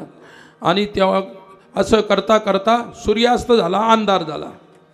आणि त्या आंधळा दोस्त म्हणाला, हे बघ आता मी निघतो, आता मला काय राहायची इच्छा नाही, मी माझ्या घरी जातो, निघून जातो मी, आहे की नाही. हे म्हणले, अरे बाप रे, अंधार पडलेला आहे, तू जाशील कुठे. याला दिवसासुद्धा अंधारच होता, रात्रीचा प्रश्नच नाही. तो म्हणा, नाही नाही मी जातो बरोबर. अरे जाशील कसा तू, वेडा झालाच की काय अंधारात. तो म्हणला, जास्तच आग्रह आहे तर जा, परंतु मी तुला कंदील लावून देतो, कंदील घेऊन जा. कोण? त्याचा दोस्त. त्याला कंदील नाही, त्याला मोठी ती गॅस बत्ती जरी त्यावेळी लावून दिली असती काही फरक पडला असता का? एवढा उगवलेल्या सूर्याचा त्याला काही फरक नाही पडला तर कंदिलाचा काय फरक पडणार आहे काय? म्हणून आम्ही प्रकाशाचे उपासक आहोत. विवेकानंद म्हणतात आम्ही प्रकाशाचे म्हणजे ज्ञानाचे उपासक आहोत. विठ्ठल विठ्ठल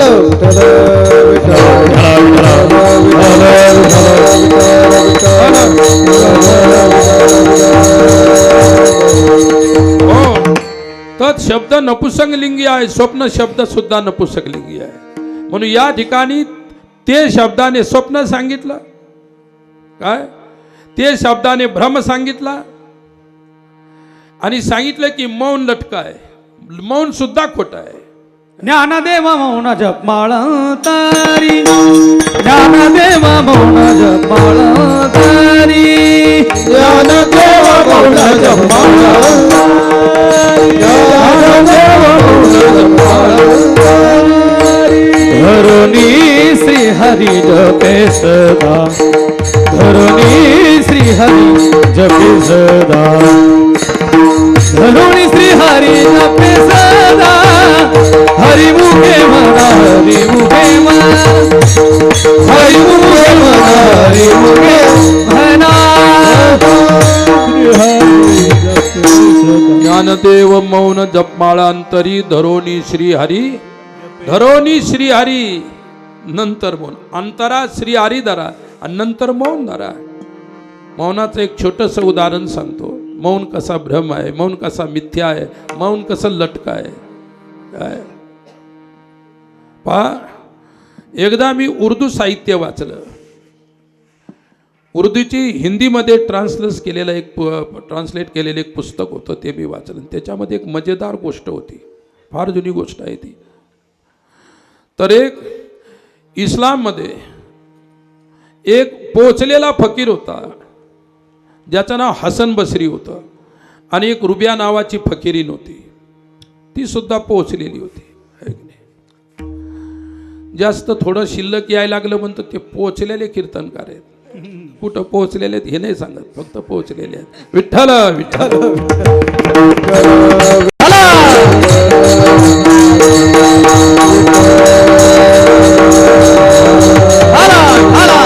आणि जे पोहोचलेले नाही ते तुम्हाला पोहोचवण्याचा प्रयत्न करून राहिले. जे स्वतःच पोहोचलेले नाहीत ते तुम्हाला पोहोचवायला लागले. ज्यांना पत्ताच माहीत नाही ते पत्ते सांगायला लागले. ज्यांना राम माहीत नाही ते रामायण सांगायला लागले. विठ्ठल विठ्ठल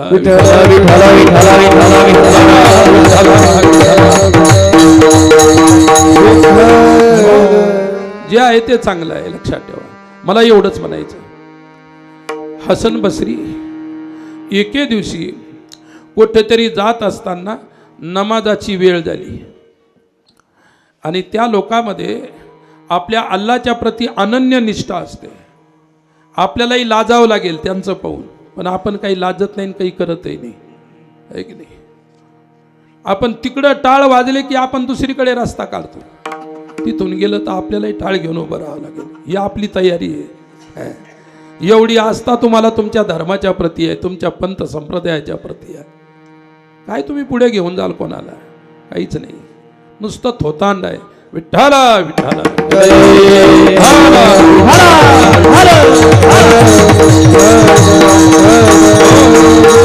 काय झालं? हसन बसरीचा नमाजाची वेळ झाली. तो म्हणला कि अब नमाज का समय हो गया, अल्लाह को नमाज अदा करेंगे. नमाज केल्यानंतर तो अर्धा घंटा ध्यान लावून बसायचा. ध्यानाची गोष्ट सांगतो. ध्यान आणि मौन दोन्ही कसे बेकार आहे ते सांगतो. त्याला मौनही होतं आणि तो ध्यानही करत होता. आणि त्याने रस्त्याच्या कड्याला चटाई आथरली, त्याच्यावरती अगोदर नमाज अल्लाह को अदा किया. उसके बाद वो उस चटाई के ऊपर ध्यान लगा के बैठा और बाजू में उसका पानी का लोटा था, वो साइड में रख दिया. ज्या ठिकाणी लोटा ठेवला तो जाणे येण्याचा रस्ता होता लोकांचा, त्यानं रस्त्यातच ठेवून दिला. त्याला ध्यानच राहिलं नाही, आहे की नाही. अरे ज्याला जो ध्यानावरच नाही त्याला ध्यान लावू शकतो का? तो स्वतः ध्यानावर नाही. मी काय करतो ते, आणि ते लोक ध्यान लावू शकत नाहीत. जो ध्यानावर असेल त्याचं ध्यान साध्य होऊ शकतं, हे आहे. आणि ध्यान सोपी गोष्ट नाही. शिबिरात गेले 3 दिवस केलं म्हणजे तुम्ही झाले ध्यान करणारे नाही. यम, नियम, आसन, प्राणायाम, प्रत्याहार, धारणा, ध्यान 7वी पायरी आहे. या 6 पायऱ्या ओलांडाव्या लागतात. नंतर तो ध्यानाचा अधिकारी, नंतर ध्यान लागतं. तुम्ही तर एकाच घंट्यामध्ये किती वेळा आसनं बदलता. आपलं काहीच म्हणणं नाही. तुम्ही झोपून जरी ऐकलं तरी ऐका, फक्त ऐका. असं काय नाही की आसनातच बसून ऐकावं लागतं. सुरुवातीला मी आलो, मी असं कडक ठेवायचो, मांडी घातलेली नसली की मी बोलायचो. नंतर मी माझाच विचार केला, म्हटलं माणसं कीर्तनात कमी कसे होऊन राहिले. ज्यांना बसता येत नव्हतं ते काय आपल्या नादीत लागायचे नाही, कुठेही बसायचे, जिकडं बसायचे. मी म्हटलं, सांगितलं, म्हणलं बा आमची परवानगी आहे, परमिशन आहे की तुम्ही कसेही बसा. काय पाय लांबून बसा, पाय आखडून बसा, तिकडं मागे तिकडे तोंड करून बसले, फक्त कान इकडं ठेवा. आणि याच्यापेक्षा तुम्हाला नाही जमलं तर मस्त घरच्या बाजा आणायच्या, टाकायच्या आणि झोपून ऐकायच्या तरी चालते. लोकांची पुन्हा गर्दी व्हायला लागली. लोकांचा त्या ठिकाणी स्वभावाचा कणा ओळखला तरच जमतं, नाही तर जमत नाही. सोयरीकच होत नाही, नाही तर लय अवघड गोष्ट आहे. विठ्ठल विठ्ठल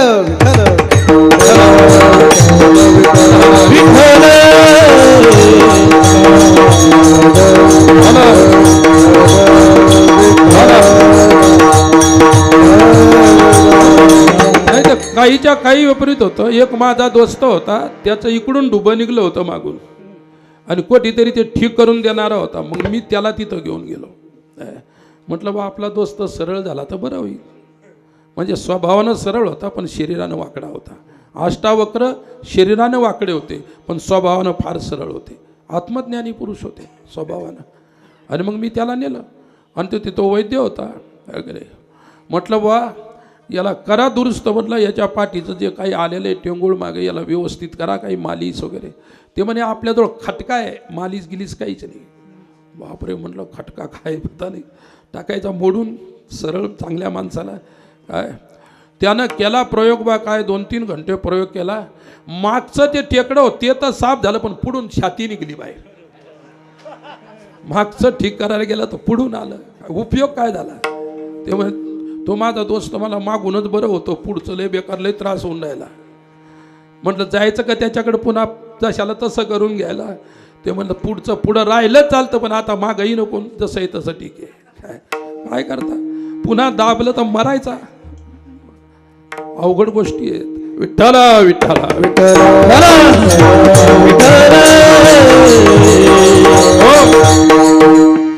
आमचे येवली शास्त्री बाबांना आम्ही त्यात दिल्लीत राहायचो. मग आम्ही ज्या आश्रमात राहायचो तिथे इंदिरा गांधीचे गुरु धीरेंद्र ब्रह्मचारी, त्यांचा योगाश्रम होता. आणि ते धीरेंद्र ब्रह्मचारी होते त्यावेळेस. काय मग आम्ही त्यांची ओळख काढली. म्हणलं आम्हाला योग शिकायचा. आम्ही आश्रमातून 3-4 विद्यार्थी तिथं योग शिकायला जायचो त्या धीरेंद्र ब्रह्मचारीच्या तिथं. ऐकणे मग आम्हाला शिकवलं. मग धोती शिकवली. 4 इंचाची पट्टी 50 फूट ती पूर्ण गिळायची आणि जशी गिळली तशीच काढायची पुन्हा. त्याला धोती म्हणतात. आणि मग ते आम्ही शिकलो धोती. वा पहिला दिवस शिकून आलो 4 जण. मग आपला प्रयोग केला प्रत्येकाने. एक जणाला काही ध्यानात राहिलं की नाही पता नाही काय झालं. त्यानं धोती गिळली, 2-3 फूट राहिली. आता गिळायचं कामच नाही पडून राहिलं, आपोआप जायला लागली आत. त्यानं असं पक्क वडून धरलं आणि तो इतका घाबरला. त्याला वाटलं धोती जर पूर्ण आत गेली तर एक तर ऑपरेशन करून काढ लागेल, नाही तर जीवाला मुकावं लागेल. तो घाबरला, त्याला काहीच नाही. आणि मग आम्ही 3-4 जण होतो. आमच्या प्रत्येकाकडे आला. परंतु मला त्या धीरेंद्र ब्रह्मचारीने सांगितलं होतं कधी कदाचित असं झालं तर असा प्रयोग करायचा. आणि मग मी पाहिलं, अरे बापरे, यानं पक्की धरून ठेवली तरीसुद्धा एवढ्या शक्तीनिशी ती आत जाऊ लागली. मी पळत गेलो स्वयंपाकघरामध्ये. एक कोमट पाण्याचा गिलास भरून आला, नुसता त्याच्या तोंडात ओतला. काही सेकंदातच धोती सर्व बाहेर. उपाय किती सोपा आहे. उपाय सोपा आहे पण माहीत पाहिजे. विठ्ठल विठ्ठल विठ्ठल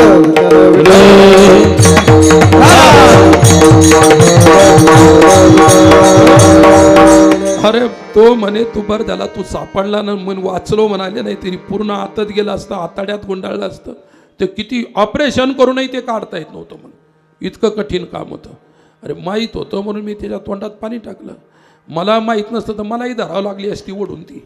आणि मळ चिटाकल्यामुळे ती वरती येत नव्हती, खाली जात होती श्वासानं, पण वरती येत नव्हती. अशी प्रक्रिया असते. तू मला सांगत होतो त्या हसन बसरीचं मौन, त्यानं लोटा बाजूला ठेवला आणि तो त्यानं नमाज केला. नमाजच्या नंतर तो ध्यानस्थ बसला. तेवढ्यामध्ये ती फकीरीन तिकडून त्या रस्त्याने येत होती. येत असताना फकीरींना माहीतच नाही रस्त्यात काही लोटा ठेवलेला आहे का, तांब्या ठेवलेला आहे का, सतरंजी ठेवलेली आहे. ती जशी आली तशी तिची ठोसर त्या लोट्याला लागली. गेलं पाणी सांडून, पाणी सांडून गेलं. काय हा ध्यानाला बसला होता. ध्यानाला बसला होता, त्याला ध्यानातच दिसलं की लोटा सांडला. काय सांडला? ध्यान काय याचा करत होता? ध्यान कोणीतरी त्याच्या परमेश्वराचं करत होता, पण लोटा सांडलेलं दिसलं त्याला. लगेच रागानं उठला. मूर्ख काही की पगली, पागल है, जानती नहीं मेरा चेला कौन है? बादशाह मेरा चेला है. अभी तेरी शिकायत करूंगा कि मैं ध्यान करने बैठा था, इस पगली ने मेरा रोटा गिरा दिया, फाशी लगेगी तुझे. हसन बसरीनं असं म्हटल्यानंतर रुबिया म्हणाली, मैं फाशी को डरने वाली नहीं है. अरे जो मृत्यूला डरतो तो साधूच नसतो, लक्षात ठेवा. विठ्ठला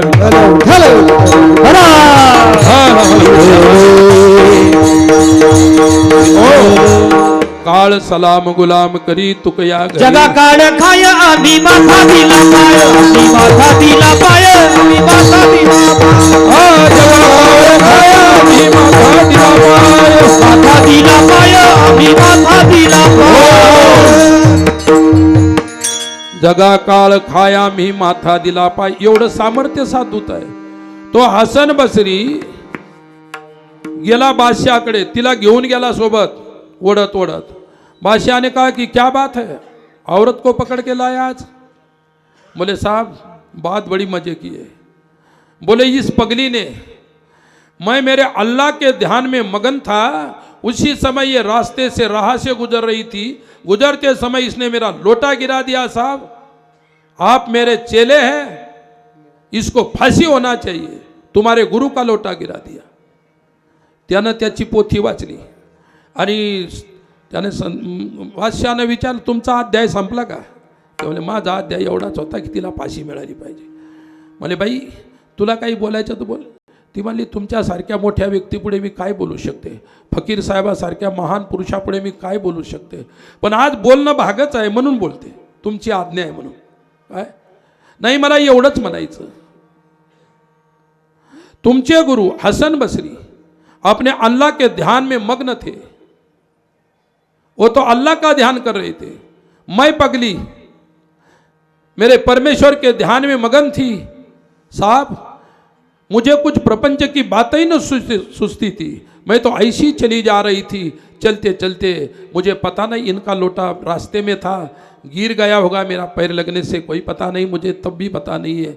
लेकिन तुम्हारे गुरु ध्यान अल्लाह का कर रहे थे, दिख रहा था लोटा.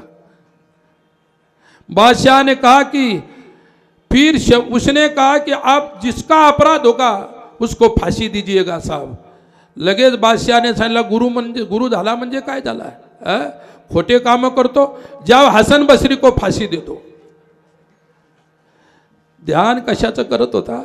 अल्लाचं. आणि ध्यानात दिसत काय होता? तो लोटा तांब्या दिसत होता. तुम्ही सुद्धा घरी जाऊन डोळे लावून बसा, थोडं तुम्हाला काय काय दिसतं ते पहा, फक्त मला सांगू नका. इतक्या बेकार बेकार गोष्टी दिसतात डोळे लावून बसले की. म्हणून आपल्या वारकरी संप्रदायाने डोळे झाकायचं आणि लावायचं सांगितलं नाही, सरळ उघडं ठेवायचं आणि भजन करायचं. विठ्ठला विठ्ठला.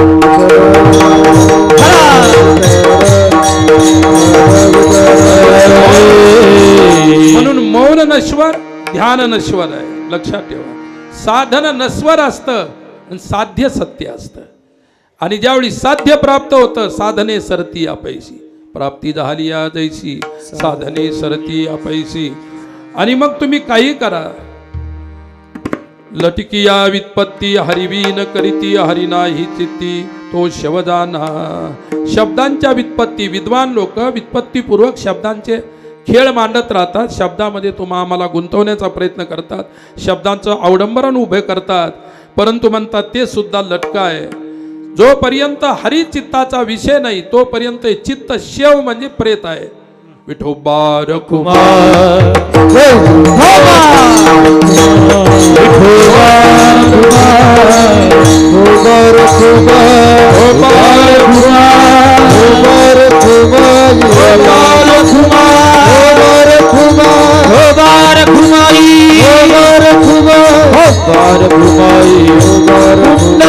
गवरला हरी ठोल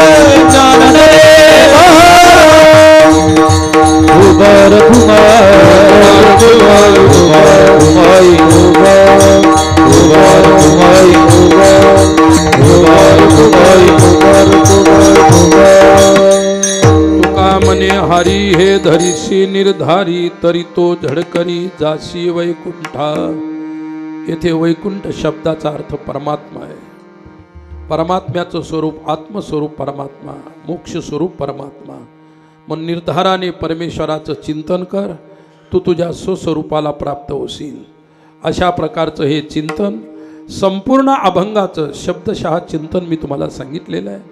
आता वेळ संपत आलेला आहे, झालेला आहे जवळजवळ, आणि म्हणून शेवटचे 2 शब्द मात्र. विठ्ठला विठ्ठला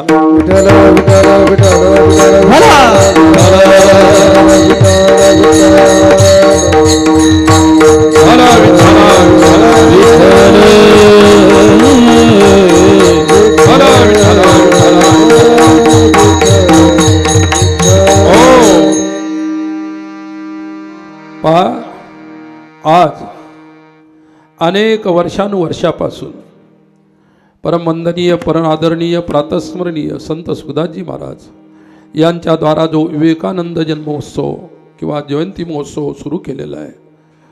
महाराज श्री होते तोपर्यंत भव्य दिव्य रूपात असाच साजरा व्हायचा. त्यांच्याच कृपेनं आजही त्या उत्सवाचं स्वरूप तेच आहे. काय कारण त्यांचं स्वरूप न नष्ट होणारं न नश्वर स्वरूप, अशा अनिश्वर स्वरूप महात्म्यांची ही कृपा आहे, तू कृपा आहे. आणि त्यांच्या कृपेची ही सृष्टी आहे, त्यांच्या कृपेचं हे वैभव आहे. काय साधूचं वैभव हेच आहे. साधू वैभवाची अपेक्षा करत नाही, पण ईश्वर त्यांचं वैभव वाढवत असतो. कीर्तिमुख त्यांचे नारायण, त्यांची कीर्ती त्यांचं सर्वस्व भगवंत पाहत असतो. साधूनं आपली डायरी केव्हा ठेवली नाही, लक्षात ठेवा. साधूची डायरी परमेश्वर ठेवत असतो. साधूच्या जीवनाची नोंद परमेश्वराच्या डायरीमध्ये आहे, ही महत्त्वाची गोष्ट. आणि म्हणून आज महाराजांच्या कृपाशीर्वादाने चाललेला हा भव्य दिव्य महोत्सव, या महोत्सवामध्ये अनेक श्रेष्ठ श्रेष्ठ संत महात्म्यांची उपस्थिती, त्यांच्या वाणीतून येणारा बोध प्रबोधन, या सर्व गोष्टी आपण रोज श्रवण करतात. आश्रमाच्या वतीनं ही माझ्याकडे आज ही सेवा आलेली आहे. लक्षात ठेवा, प्रस्तुत सेवेसाठी जेवढेही माझे संत महात्मे इथे उपस्थित आहेत, त्या सर्व संत महात्म्याच्या प्रेमाचा खूप खूप आदर करतो. आदरणीय स्वामी श्री आसाराम भारतीजी महाराज मग दरवर्षी उपस्थित असतात या उत्सवामध्ये. आणि माझी आणि त्यांची आल्याबरोबर मंदिरात भेट झाली. इथेही बाबाजी बसलेले आहेत. काय आपल्या परिसरातील असणारं हे वृद्ध व्यक्तिमत्व महात्मा साधू. काय त्याचप्रमाणे सुखदास महाराजांची कृपेची छाया सदैव त्यांच्या डोक्यावरती राहिलेली आहे, आजही आहे. ते आमचे हरिभक्तपरायण गजानन महाराज शास्त्री हेही सुद्धा आज या कीर्तनरूपी सेवेला उपस्थित आहेत. आणि काय ज्याला म्हणतात त्या ठिकाणी तुमच्या आधुनिक भाषेमध्ये ढाण्या वाघ, तसा आमच्या भजन क्षेत्रामध्ये गुरु म्हणून जे ढाण्या वाघ आहेत ते आमचे हरिभक्तपरायण भीमराव शास्त्री पवार. आजही त्यांच्या आवाजाचं वैभव त्यांनी अबाधित ठेवलेलं आहे. 2-3 प्रमाणं दिले. म्हटलं आता तब्येतीमुळे विसरलं असेल काही ना काही. अरे बापरे, जास्त व्हायला लागलं पण विसरलं नाही. आणि असंच भगवंताच्या कृपेनं त्यांची तब्येत आणि जे काही आहे ते जास्त होत राहो. आपल्या भागाचं वैभव आहे, ज्यांनी आपल्या भागाला भजन दिलं. लक्षात ठेवा, ही एक गोष्ट आहे. आमचे हरिभक्तपरायण विनोद महाराज, त्यांची मी नेहमी मजा करत असतो, हे की नाही. काय मोठ्यानं लहान्याची मजा केली काही हरकत नाही, पण लहान्यानं नादी लागू नये मोठ्याच्या, बरं का? हे लक्षात ठेव. म्हणून किती सुंदर अशा प्रकारचं सोजळ असा मृदंग वाजतो की असं वाटतं कीर्तन सोडून नाचत बसावं.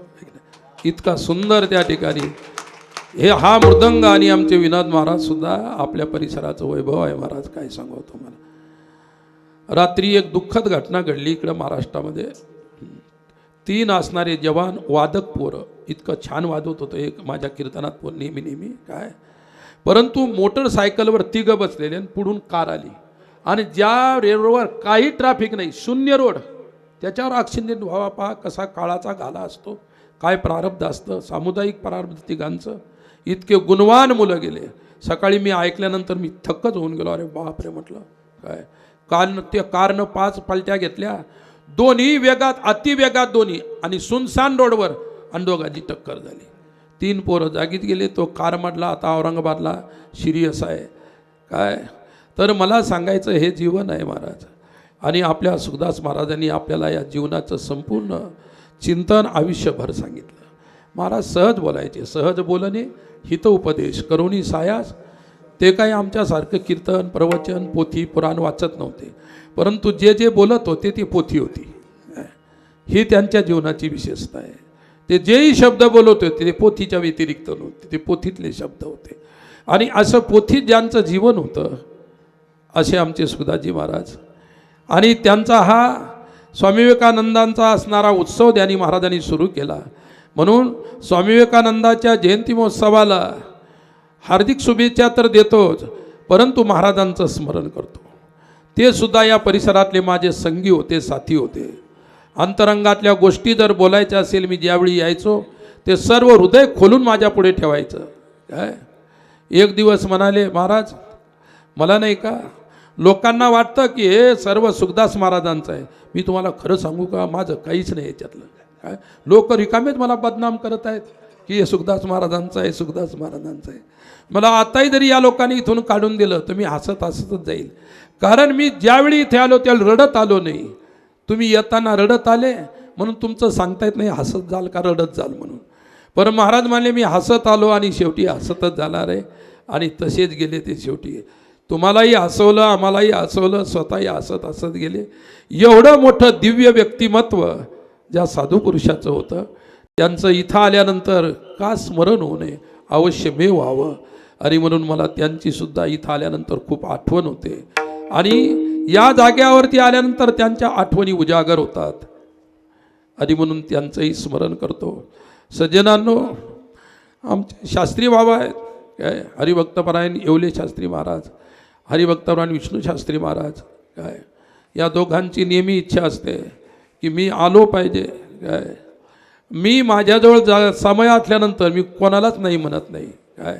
एखादा झोपड्यातला जरी माणूस आला, माझ्याजवळ वेळ आहे, माझ्या वाणीतून अजून नाही शब्द निघाला नाही, फक्त वेळ असला पाहिजे. आणि वेळ नसल्यानंतर मी स्पष्ट सांगत असतो, आपल्याकडून येणंच होत नाही तो हो काय म्हणून सांगायचं काय. काही लोक म्हणतात मला आमच्यासारखे, अहो काय इतकं खरं असतं का, कधी कधी चाटा मारल्या पाहिजेत काय. मी म्हटलं मारू शकतो चाटा, पण सध्या अभ्यास नाही केला अजून चाटा मारायचा. अभ्यास करावा लागेल का नाही, ते सहजासहजी थोडं होतं. एक दिवस महाराजांच्या समोर मी बसलो, आमच्या गोष्टी चालल्या. म्हणे महाराज तुम्ही फार अन्यायी माणसं आहेत. मी एकदम थक्क झालो. म्हणलं मी कोणावर काय अन्याय केला. नाही आता अन्याय कमी करा थोडा, लय वाढला. मी म्हटलं अहो अन्याय कोणावर केला. मी सांगत नाही दुसऱ्यावर कोणावर केला, पण तुम्ही तुमच्यावर अन्याय करत आहात. इतके रात्रंदिवस फिरता, कशाला फिरता काय. रात्रंदिवस कधी कोणाला विचारले की इकडे गेले तिकडे गेले, तिकून इकडे आले इकून तिकडे गेले काय. ही प्रेमाची भाषा आणि या भाषेच्या स्मृती आजही अंतःकरणामध्ये त्या ठिकाणी जागृत होतात. आणि ते जागरण झाल्यानंतर अतिशय आनंद मनाला होतो. महाराजांनी जो आनंद आयुष्यभर तुम्हा आम्हाला दिला, तोच महाराजांनी दिलेला आनंद किंवा तुमच्या जीवनाचा आयुष्याचा आनंद सदैव तुमच्यामध्ये असा तेवत राहो, हीच भगवंताच्या चरणी प्रार्थना करतो. पुनश्च एकदा महाराजांचं हे करतो की मनुष्याला जीवन सुंदर मिळालं पाहिजे. शरीर सुंदर मिळालं न मिळालं तर काही फरक पडत नाही. अष्टावक्राला शरीर सुंदर नव्हतं मिळालं, पण जीवन सुंदर मिळालं काय. जीवन इतकं सुंदर मिळालं शेवटी विवेकानंदांच्याच भाषेत सांगतो, शेवटचं लास्ट त्यांचे वचन. स्वामीजी म्हणायचे, anything is a beautiful which real truth, the spiritual nature, the ideal, the universal, the typical. याचा अर्थ आहे, जी वस्तू, ज्या वस्तूमध्ये सौंदर्य आहे त्या वस्तूला कशाने सौंदर्य आहे? जिच्यामधून सत्याचे, निसर्गाचे, आदर्शाचे, विश्वसामान्याचे व वर्ग वैशिष्ट्याचे दर्शन होते, त्या वस्तूला सुंदर म्हणतात. आणि हे सर्व दर्शन सुखदास महाराजांच्या मध्ये व्हायचं, म्हणून हे विवेकानंदांचं वाक्य त्यांच्या जीवनावर घटत होतं. अशा सांगून शेवटी माझे 2 शब्द तुमच्या सर्वांच्या परमेश्वराने हे करत आहे, पांडुरंगाच्या चरणी समर्पित करत आहे. झालेली सेवा भगवंताच्या चरणी समर्पित. ज्ञानेश्वरा माऊली ज्ञानराज माऊली ज्ञानेश्वर माऊली ज्ञानेश्वर माऊली ज्ञानराज माऊली.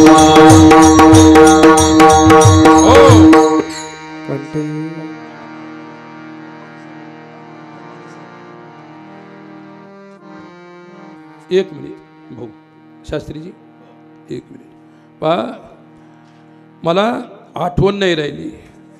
आपल्या विवेकानंद आश्रमाचे अध्यक्ष आदरणीय आमचे मालपणी सर कुठं बसलेले आहे? सर तिथं बसलेले आहेत बरं का. काय अशी मूर्ती आहे, पाहिल्यानंतर सुखदास स्वामींची आठवण होते आणि पाहिल्यानंतर विवेकानंदांची आठवण होते. त्यांनी विवेकानंदासारखे भगवे कपडे अंगावर घातले नाही, सुखदास महाराजांच्या सारखे शर्ट अंगात घातले नाही, परंतु स्वामी विवेकानंदाचे आणि सुखदास स्वामींचे विचार आयुष्यभर पालन केले. असं उज्ज्वल व्यक्तिमत्व आमचे मालपाणी सर आहेत. कोणत्याही प्रकारचा अभिमान नाही, स्वाभिमान नाही, गर्व नाही, असे निर्वैर असणारे सर. म्हणून त्यांचं स्मरण माझ्या बोलण्यात राहिलं होतं, म्हणून शब्द समाप्त. पायाला फ्रॅक्चर आहे म्हणून खुर्चीवर बसले, लक्षात ठेवा, नाही तर तुमच्या इथं समोर बसले असते. हे शास्त्रीजींनी बरोबर सांगितलं. विठ्ठल जय जय